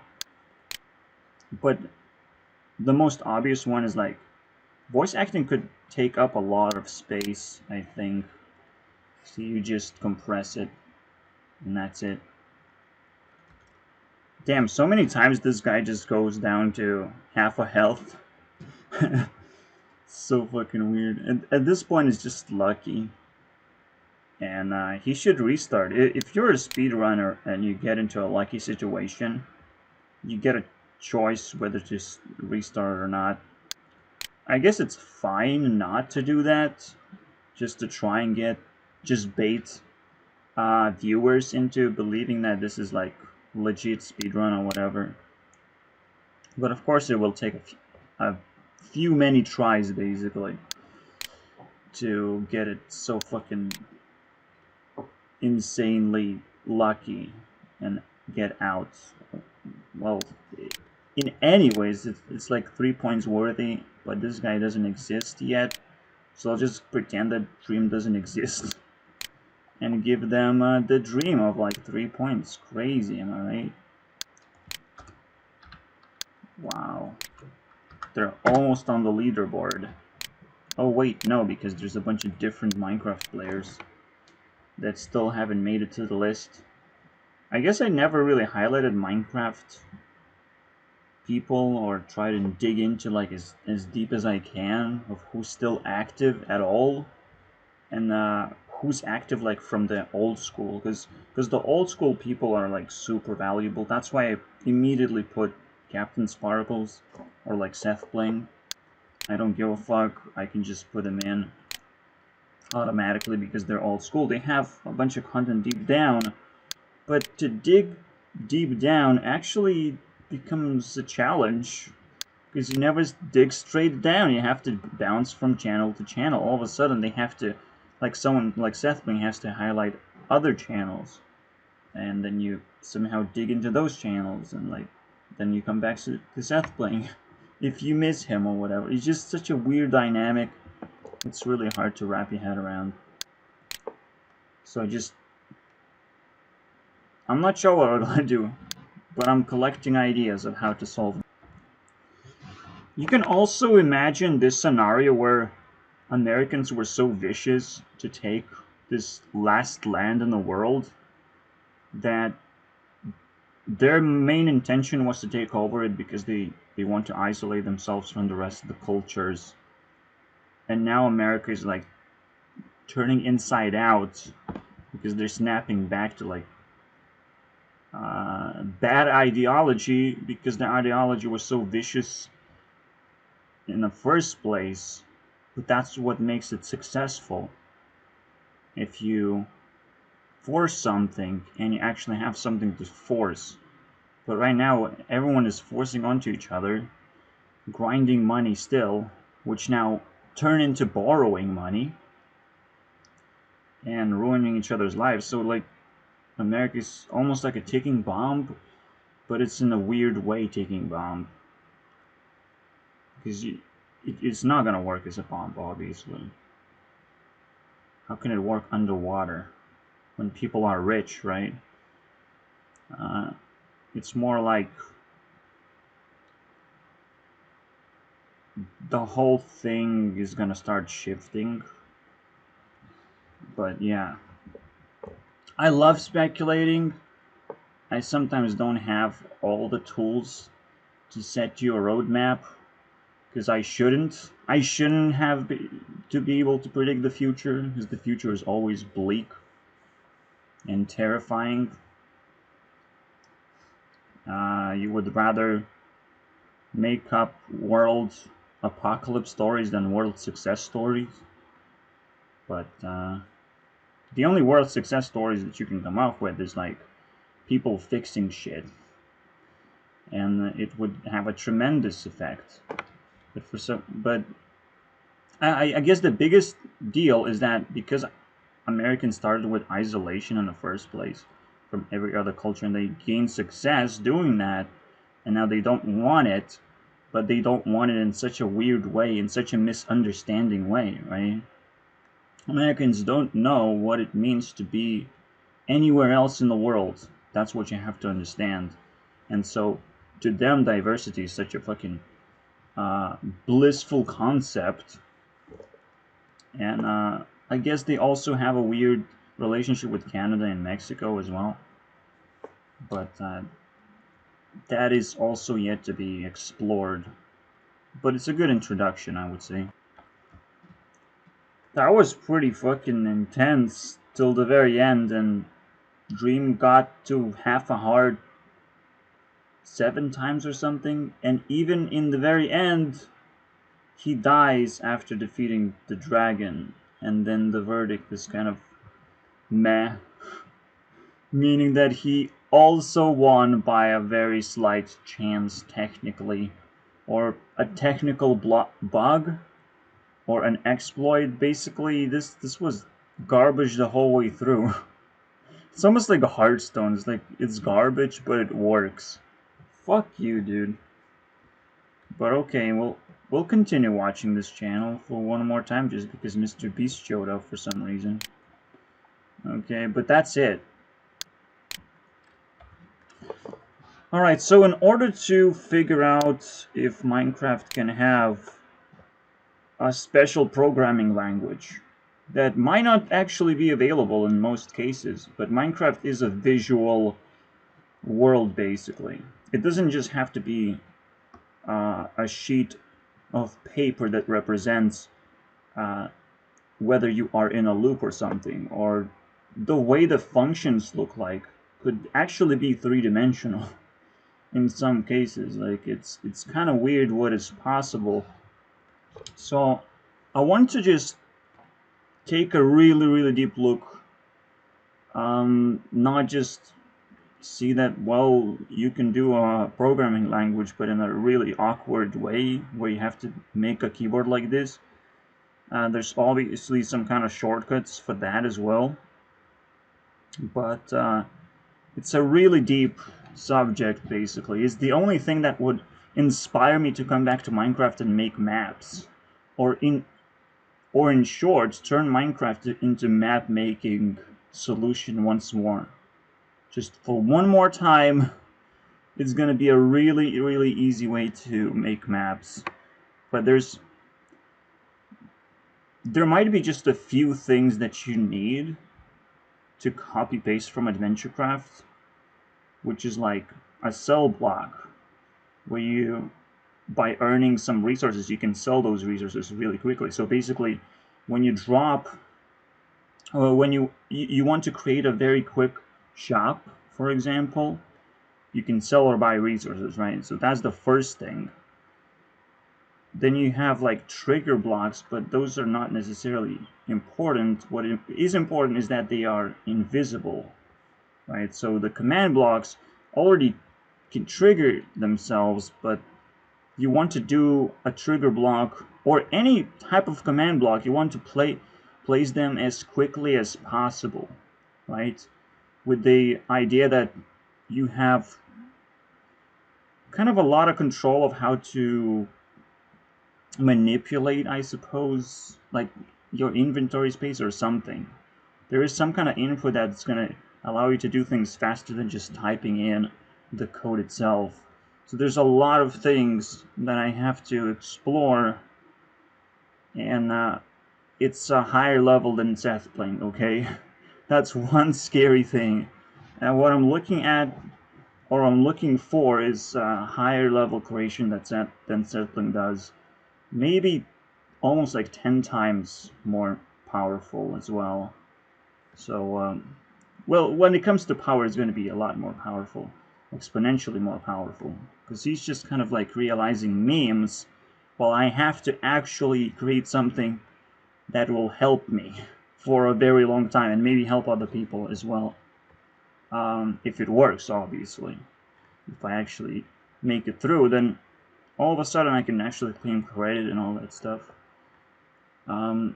He actually writes for a long time and plays with this. Let's see what's going on here. I will draw a lot of inspiration, but there's not every video is inspiration worthy. It's more like you can sit back and enjoy the video, but it's the creation is not like that interesting. But when you're creating a programming language which allows you to create these creations even faster, that would be another challenge of just recreating Seth Bling's creations, but maybe 100 times faster. That would be interesting, and maybe even more efficiently. That's besides, where like you have to type this keyword. It's just kind of weird. Again, it's what I'm looking for is to create a program. It's so fucking weird. Until I actually start, like I can talk for hours just how not ready I am. That's one more thing that you have to know about me. That's where all the hours come from, is that I make myself really, really uncomfortable about something, but I also tell you how much I actually want to make it. And it's gonna happen if it's easy enough, right? Once I actually come out of the cannon, do I actually get over the hurdles and achieve what I want, if I prepared well enough and all that shit. I mean, after solving the 2 envelope problem, I feel like I am incapable of doing anything anymore. Because it takes 2 hours to solve a stupid problem. Are you kidding me? And it's still like in the back of your head, that like not everyone is gonna believe you. Because you cannot believe it yourself, but you also can. The 2 envelope problem gives you 1.5x in return on average, so you either get $10 or $20. So you're supposed to get at least closer to that 1.5x, and at the same time you have 2 chances to do it, once when you reveal your number and once when you switch. That's why you have 1.25x guaranteed. That's crazy. That is fucking crazy. That is amazing as well. You're actually making 2 respectable actions of revealing and then switching to the next, because the game has not been fully revealed, and it's so beautiful. But it was so difficult to actually put together. And I would be interested in how like smart minds deal with this problem. I mean, this is one of those introductory problems that you can introduce anyone into, and they will almost miserably fail. That's so fucking beautiful. This problem is like, fuck yeah, dude. I didn't just solve it for myself. I solved it to be able to test other people who are smart, considerably smart even, so I could just prove how fucking retarded they are. You just fail at a simple problem. Your life is completely ruined. You know, it's just such a smug moment, but I take it. Wait, he's using an exponential function with armor stands, where it's like, the more you have, the more it's gonna lag. Like, what the fuck are you thinking? Why do you need armor stands in the first place? What is happening? Obviously, armor stands probably have like the same value storage just like the player somehow. Well, I hope he fucking explains it. I mean, this is supposed to be a groundbreaking video, right? But that's the crazy part about Settling. He can't like go all in on one creation, when at the same time, like, I need this to go all in. Fuck you, Settling. Explain. Yeah, he says it's probably one of the coolest things he's ever made, and he doesn't actually go like make 1 hour video explaining everything about this, because he just shows how the scripts work and doesn't explain exactly what happens with the command blocks and what they're supposed to do and why they're aligned, basically doing different things. I'm sure somebody actually used it or like expanded on this. Who knows at the moment. Alright, so if I'm good enough, I should have this lines of code viable, possible to do. Maybe not with crazy values, but something similar. In Minecraft, in like maybe 2 days maximum, if I'm good enough. So what, this is addition, minus, multiplication, division. These are a little bit different. Even addition and subtraction is actually crazy to think about, because you might not just normally save values using the scoreboard anymore. I don't want to use scoreboard. I want to use something else entirely, and that means I have to create my own storage system of how to, and just learn how to add and subtract is actually pretty crazy now. And I don't want to do ones and zeros either. Like, that's kind of fucking boring, and it's actually not what Minecraft is supposed to do anymore. Minecraft is not ones and zeros. Minecraft is not there is a block, there isn't a block. Minecraft blocks have so much information inside of them just by default that it makes no sense to go through a simplified model of a computer.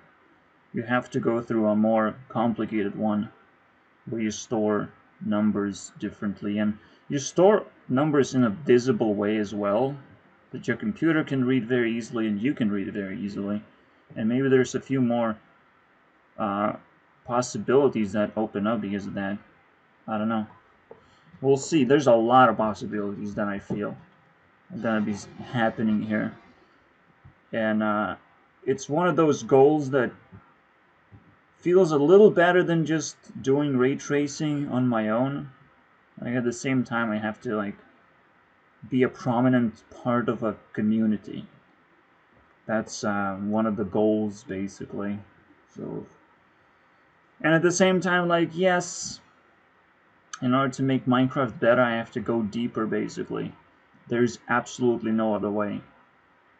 I'm not sure how I will deal with Hearthstone, because I feel like that's going to be the next step. Eventually just appreciate Hearthstone as well for some reason. Who knows? Maybe I'll just recreate Hearthstone in Minecraft. Fucking combine those shits together and get rid of Hearthstone because it's too much on fire. Who knows, right? And pretty much is out of the loop anyways, because it's such a underpowered game to fight Minecraft. It's kind of weird. Can you create a card game once you create a programming system? Who knows? Alright, let's finish the video. I have more tokens, but it's always the same fucking thing, isn't it? It's just me mad about something. Or are you retarded? Because while government exists, we're gonna be mad at each other. Automatically. And the madness is either gonna be active or inactive. Either gonna be useful or be fought against. And the real deal, the way that you fight anger, it's put very well. It's one of those times when in H2O season 2, Ricky confronts Charlotte, right, and gets in a fight because of the party or whatever. And Charlotte says, well, the way to deal with these people is just to ignore them. And she's kind of correct that angry people shouldn't really have a chance to be angry on someone else. They should be angry with themselves, and this is why these videos are meant to be successful by default. I am being angry with myself because of all these things that surround me, and unless you can solve those problems for me, you will have to get angry as well. And you cannot be angry at me at the same time, because I have never played this card. This card is not in the game. You can't play it. I didn't play it against anyone, and I don't expect anyone to hate me back, basically. And if you pretend that the issues in hand is within your logic level, within your anger level, right? You didn't just react and you're like, what is anger? The thing that I feel within myself, and now I really want to express myself. Well, fuck off. You have no fucking idea, especially if you are an emotional creature. Anger is one of those things that you might not want to mess with. You might just want to find a person that you can trust, first of all, and just learn what it is.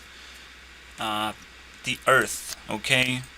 Earth is all about anger, so thanks, Ricky, I suppose. That one moment. I have more tokens. This is the amount of tokens that have been added. BB Bomb is kind of an interesting one because it feels, on one perspective, that baby boomers not only has damaged the world or have been forced into the position that it is, where population really rapidly started growing. Obviously at some point it stops. Yeah, we're literally pretend sort of like the world loves us, basically, but the relationships kind of snapped back. And as long as relationships, any type of relationships are happening, technically, see, the fun part is there's another token that I have somewhere in there.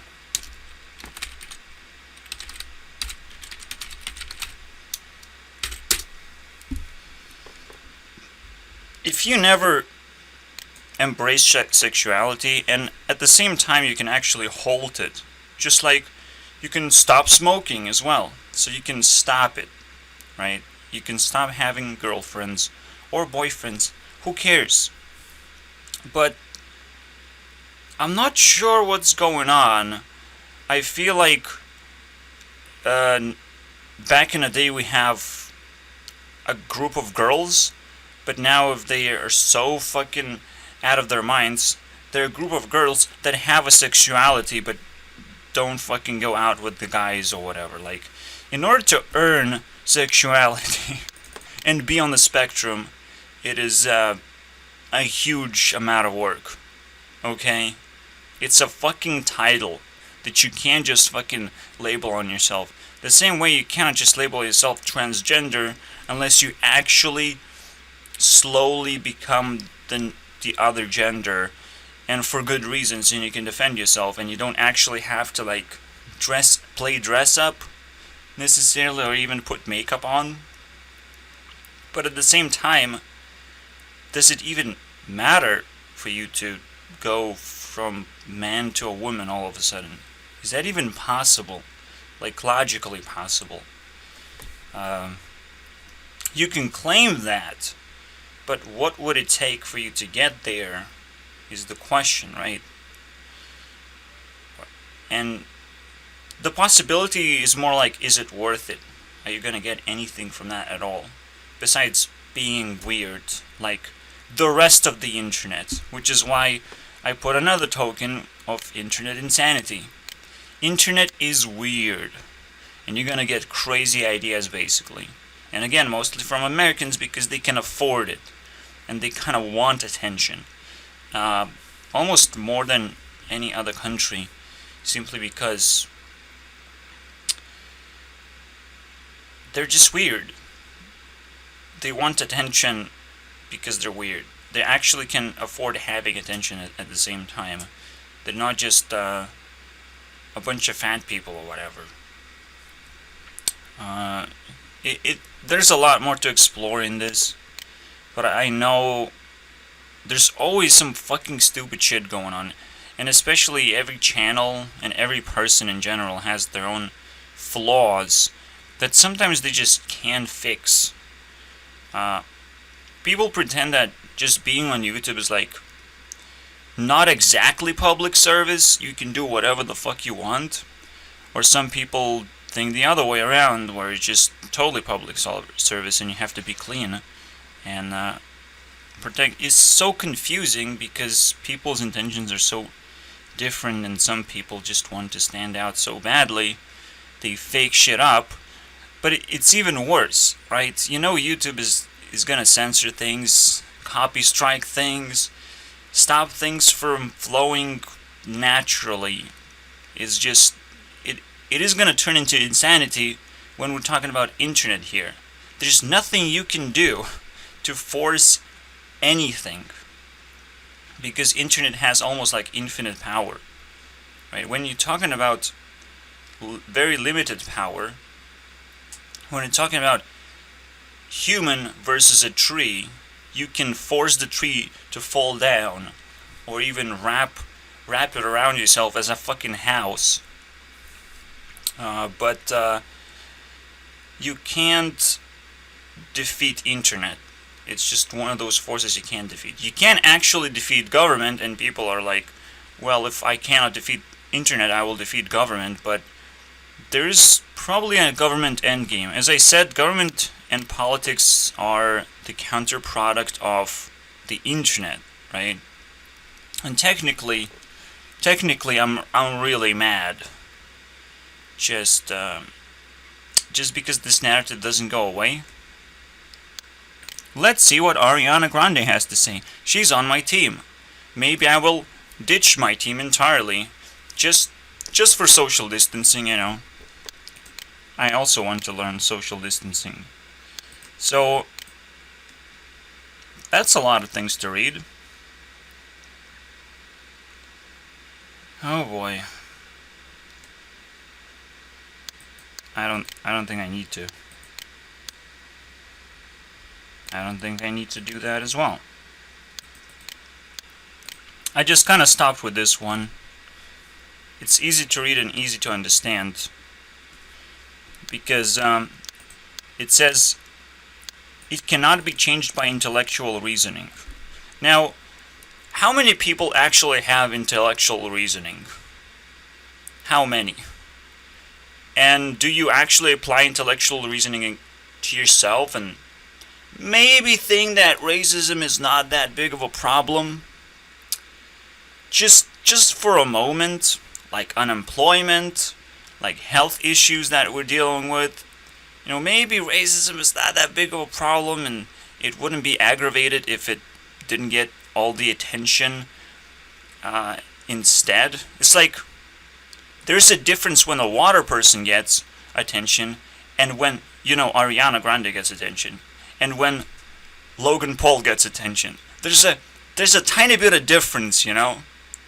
Logan Paul can't fucking control himself, and he just goes ham and like, well, I got all of this attention. It's like those fucking rappers who get on the Billboard 100.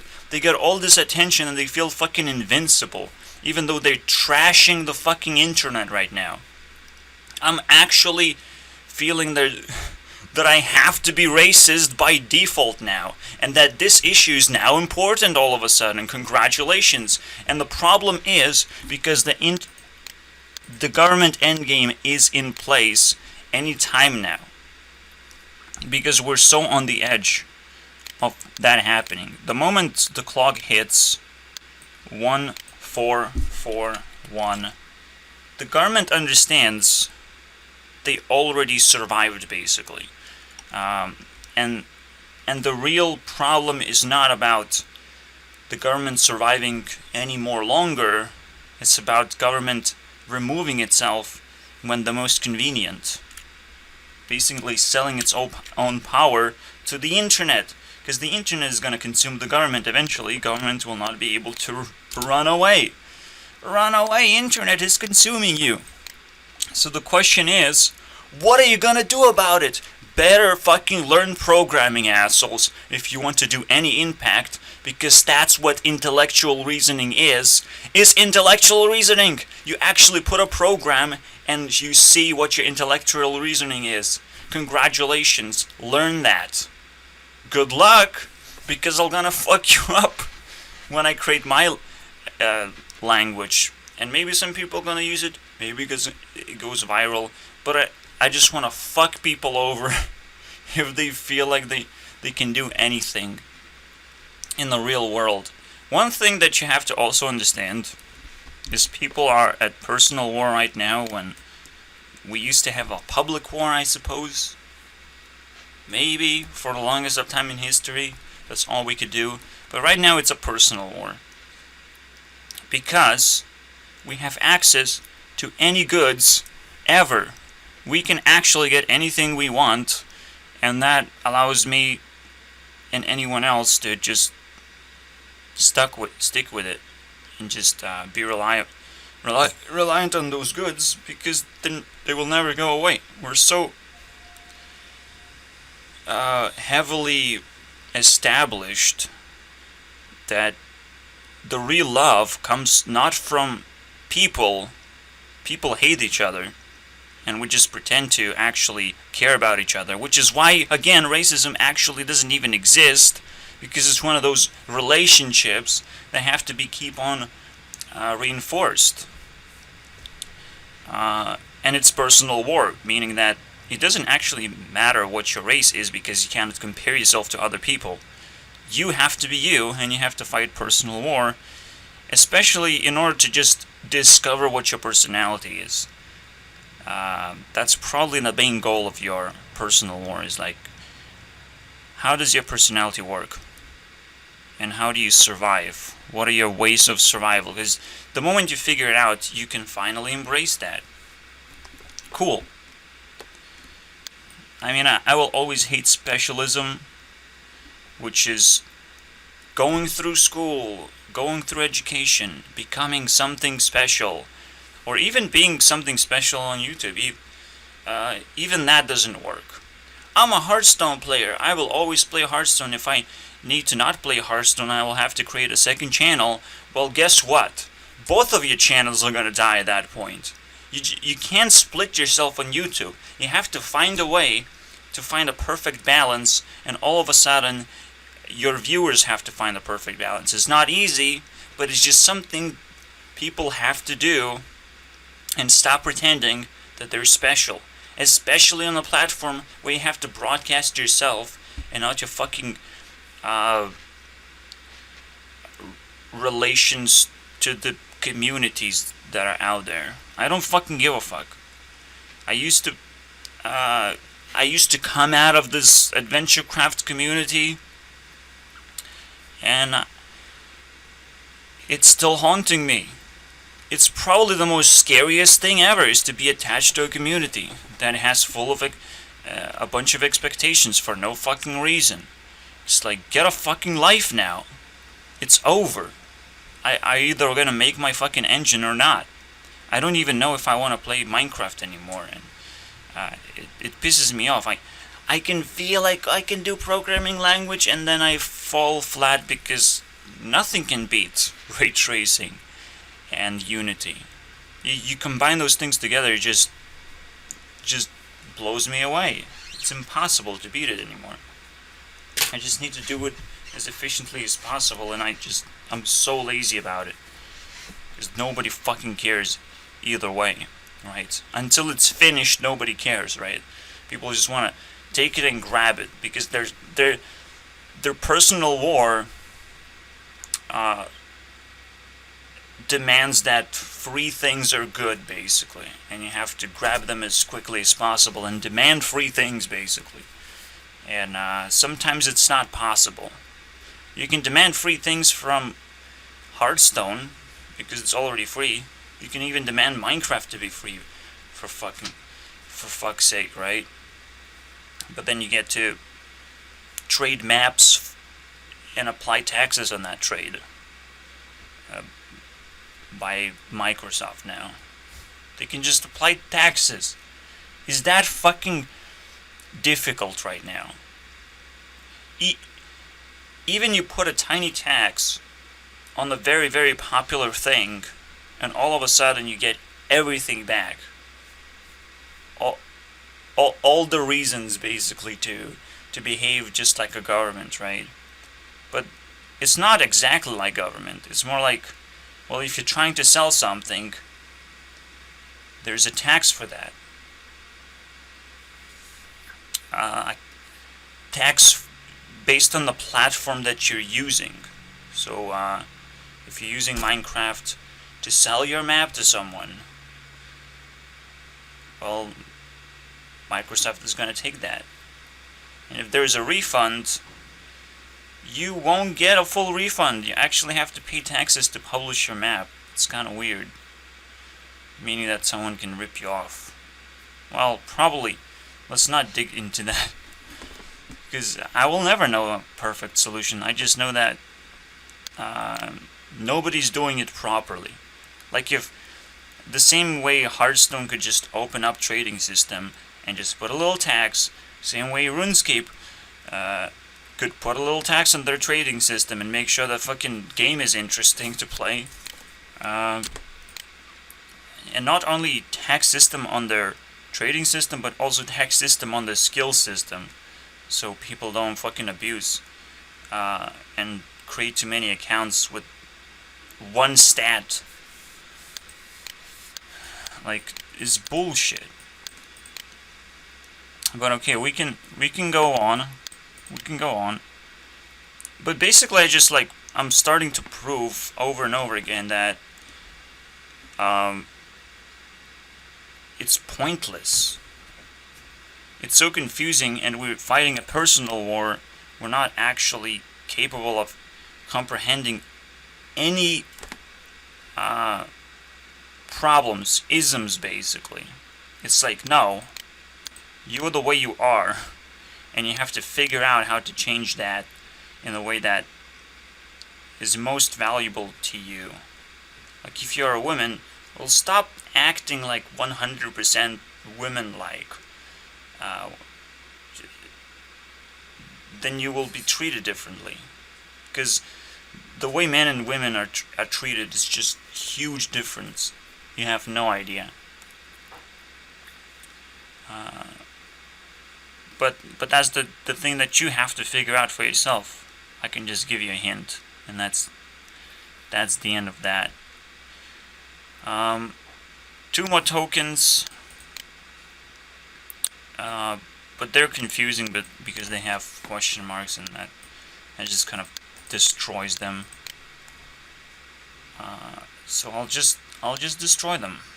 I know people are not helpful to each other, and they don't know how to help.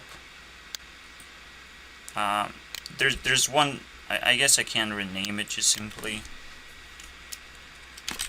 Don't help. People don't know how to receive help, basically. We just don't know that. And it's probably the most valuable job to embrace right now. It's how teaching people how to receive help. Because when you put yourself in the most efficient way to receive help, all of a sudden, problems will start solving themselves automatically.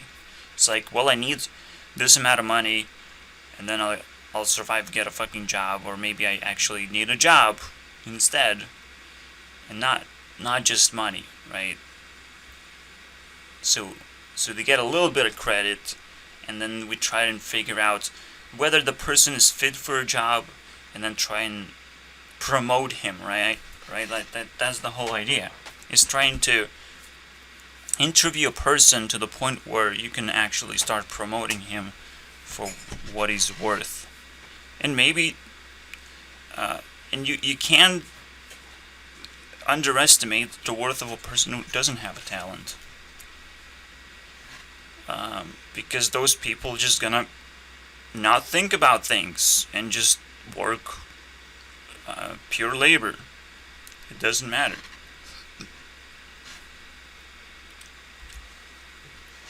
The moment there's like an internet pool of people that businesses can just grab as a resource, that's kind of game over for the government, typically, because then the government has to deal with the people migrating for job opportunities, technically. And but we have to like secure this, and that again, that feels like a government endgame, because usually governments provide these things, and that's what they're known for, right? Creating jobs and being this help environment, and that's why people are so unable to be helped, because they sort of have to be helped by the government instead. They want to like steal all of this market, which is not functioning properly, just like police is not functioning properly, and medicine not, hospitals, who cares, right? But I just generalize as medicine, okay? So medicine doesn't work properly. What else doesn't work properly? Responding to quick help. So there's a slow help of just giving people money to survive and making sure that they learn what opportunities they have and they take those opportunities. There's just a lot. But basically there's 4 ways, right? There's a quick response help, where it's not necessarily medical help that has to be addressed. It's more like a probing health. We have to check on someone, and that's the only thing you sometimes have to do, is just let them be aware that you like care for whatever reasons. It doesn't have to be disclosed, because you're running a government. So because government is neutral, you can come up with all kinds of conspiracy theories about the government. But the problem is, the government can't really organize itself to conspire against people. That's kind of how it's constructed. You have to understand that much. Yeah, government can do it out of sheer stupidity, but you cannot just point a finger at a person in the government and be like, well, he's running the whole show. It's impossible. Even with Donald Trump, it's incredibly impossible with Donald Trump, because like he's blatantly stupid, right? In a way that he proves himself to be the best president at the same time. He almost like knows exactly what a president is supposed to do. And it's not about being stupid, but projecting stupidity. Is that you can't really attach to a president like that, and you're not supposed to, and the government cannot have a wholesome representative anyways, because there is none. Government has to operate as it is, right? A lot of people have to agree on the same thing, and then they have to take action on that. And the president is just one of those figures that will come up with crazy ideas, and whether those ideas get implemented or not actually is government's effort and not president's. Again, president is just a guy who gets to play a powerful leader for 4 years, and we have to handle it, you know?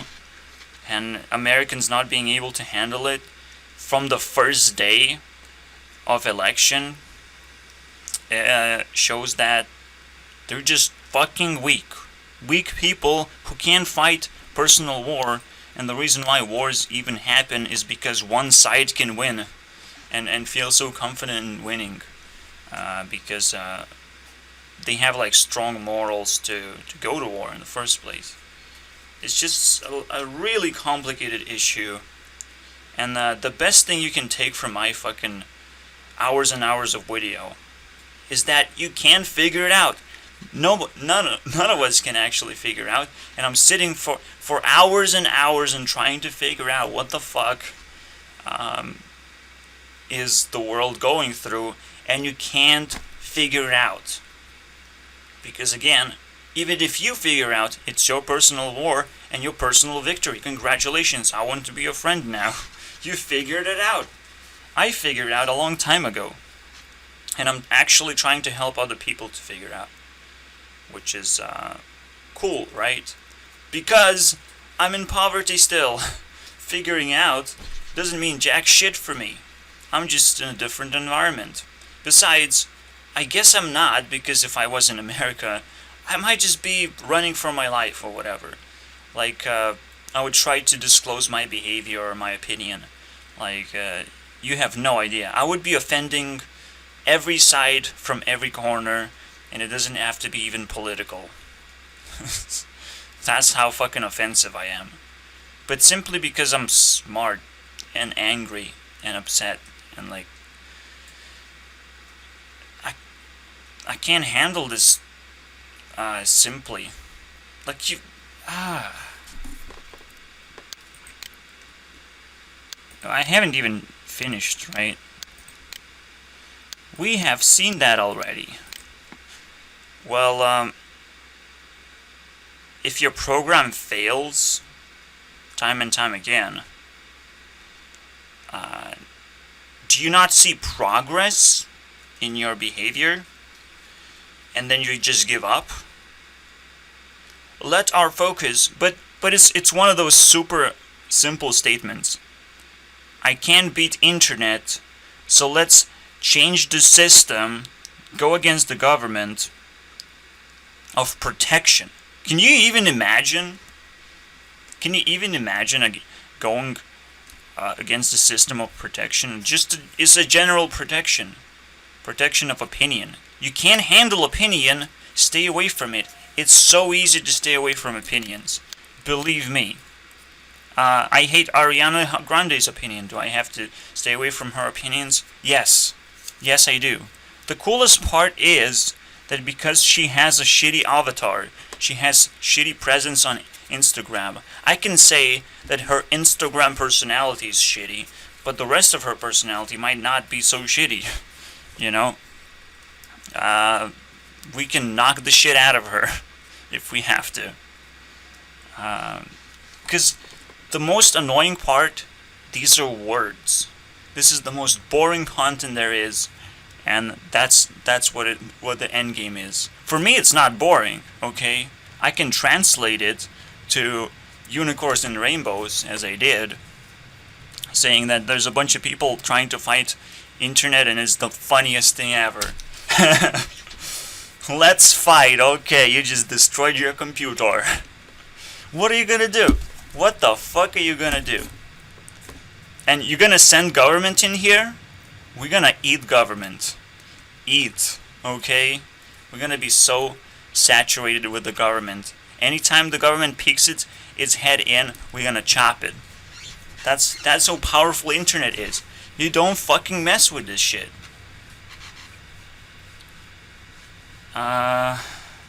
If reading this makes you uncomfortable, check your privilege.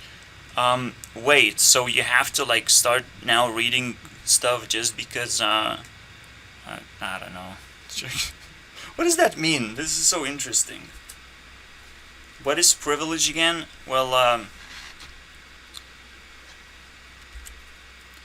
privilege is something that you lose immediately when any sort of crisis happens, or anyone has any kind of opinion, basically. I mean, this is kind of hate speech, right? It's so difficult to actually attack racists without hate speech. And hate speech would be banned, actually. There's actually good reasons to ban hate speech, meaning because I don't like it, you know? I don't want to see it. You have to sneak in your hate speech in many creative ways, but don't do it as blatantly, you know? Because hate speech is once again, this content is fucking boring, right?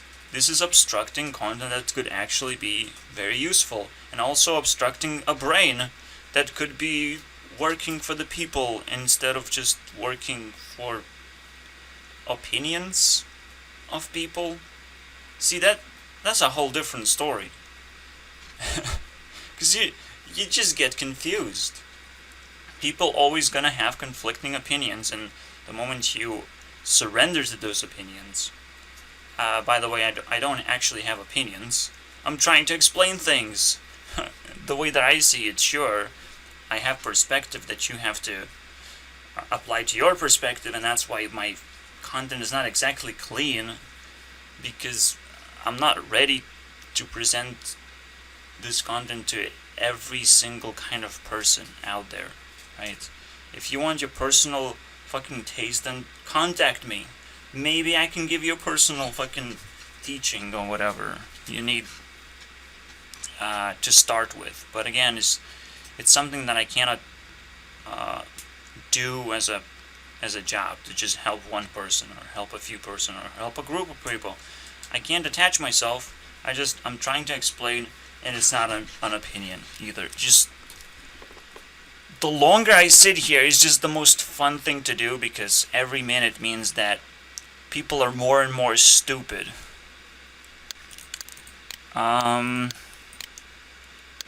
I guess that's what she... Okay, so what's her opinion? And let me break it down. Why can I not fucking pause this? Jesus Christ. Oh yeah, okay, whatever. Voting sucks. Don't even bother with voting,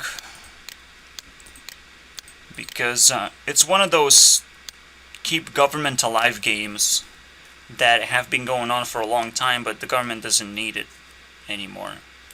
And shitty zombies who worried about voting right now. It's kind of maybe a test before the end game of like how many people are voting, even when there is like Great Depression going on. So I think government is actually like technically conspiring against people, but in a way that basically they're scared, right? So because it comes from China, you can speculate now. China has the most strongest government ever, or the presence of a government. So you can always speculate that China has manufactured this disease, and that just we overreacted to the point where it became real. It became a placebo effect that has negative consequences to our lives. It's just only stress, and I believe like every disease is just only stress, one way or the other, right? Sure, you can reduce stress by social distancing, but sometimes you can't. Sometimes you're reliant on other people as well. Like, you have to think smart about this, and once you realize there's a fucking token like that, people's minds are gonna be blown. And that's why I'm sitting here. Every single time I'm like revealing a token of reality and logic. And basically a function of reality. A function that has been deeply nested in and been going on for years and years and forever technically, because it's based on logic. It's based on what's gonna happen over time.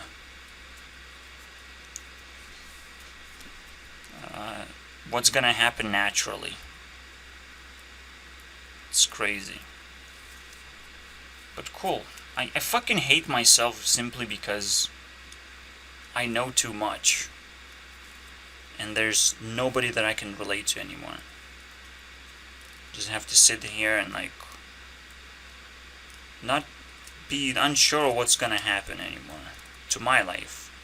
I know what the clock means and how it all works, and why I actually am exploring this is that's the only entertaining thing I can find. Everyone else is just acting stupid. If they wouldn't act stupid, I would actually like them and their opinions. And I wouldn't say that they're opinions because they're helpful, right? Opinions can't actually be helpful, as I've said. You don't just throw opinions and pretend that you're being helpful. You can get attention for having an opinion, but you will, and you can be helpful to people who don't have opinions at all, and who are searching for opinions. That's the only. So if you're feeding your fan base, is like, maybe that's fine, right? Because these are people who just kind of want to have an opinion just because it's entertaining for them, and they can think about things and they can create their own opinion. So if you want to create your own opinion, you kind of need opinions, but otherwise you cannot be helped with opinions.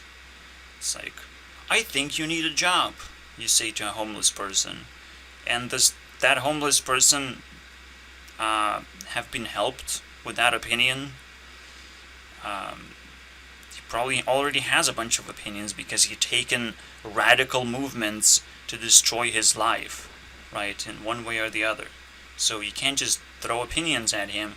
You actually have to help, like actually help, and show how to get a job. Just feed in habits, and see how you can influence a life in a win-win situation as well. Because most of the time, if you're helping another person, you're also learning a bunch of things, and you're taking a challenge for yourself that's valuable. And maybe it's a social experiment, and you can teach other people while you're doing it as well, if you're really that fucking insecure and you really need to shove a camera into a homeless person's face, like whatever, right? Love it. Opinions. People will never stop fucking. That's why I hate Twitter. That's all I fucking see, is that people are shitting their opinions out. And I already have opinions. I have more opinions than anyone could ever fucking come up with, because I just, that's my job, is just idea generating and having opinions on every issue ever. That's my job, literally. That's what I employed myself as. And if that job paid any fucking money, I would be a fucking millionaire. That's how I feel as well, right? If people just recognized how much opinions I have, I would rule Twitter, basically. I can tweet tweets every fucking 10 minutes or whatever. A new tweet. Congratulations. And I can even label them of how much impact they have and how much importance. And I guess it's the same thing, but how important they are to the world, I guess. The internet, more likely. But let's just move on. It's just so disgusting. So I just, I visit Instagram sometimes. Now I feel like it's a fucking hellhole for no good reason. Okay? Absolutely none. People literally sometimes have nothing to do, and they turn into fucking zombies all of a sudden. And I'm like, okay, I guess gaming still doesn't exist. I guess people still didn't figure out that life is full of things to do. But no, I guess opinion making is like, it's one of those exciting new things that you can do, and you never done it before. It's just, to me, it's like babies, coming into my realm, a realm that I'm so comfortable in. I have every token is an opinion. Okay, every token is like 10 tweets already. So think about it for a second. Should I start tweeting shit out? Never, because I have no idea how to use Twitter. How to use and how to organize Twitter, I have no fucking idea, and I don't want to do it. It's just bullshit. What's the point? That's almost like... I guess this is a good ending. Don't forget to enter my Discord and stop sharing your fucking opinion. You know, because you don't even have one. Especially compared to me. You're just a fucking ant. And this is why you will not exist in YouTube comments and will not be able to comment. Because your opinion, you can keep it to yourself for a long, long time until you have enough to make fan art for me. And then get the fuck out of here. Because that's all you're capable of doing. Believe me. When addressing 90% of population on tier 1, the best you can do is fan art and memes, I guess. When your opinion turns into like a token. Magical token floating in the sky. But it's still funny because it's a meme, not a token. So it's like a failed token. It's interesting. Maybe failed. Maybe sometimes not always failed. But that's what meme review is about, is like, what tokens do you have today, PewDiePie? If that only was true, and he actually had tokens. Maybe he does. Maybe I'm just misjudging him. We'll see. The end.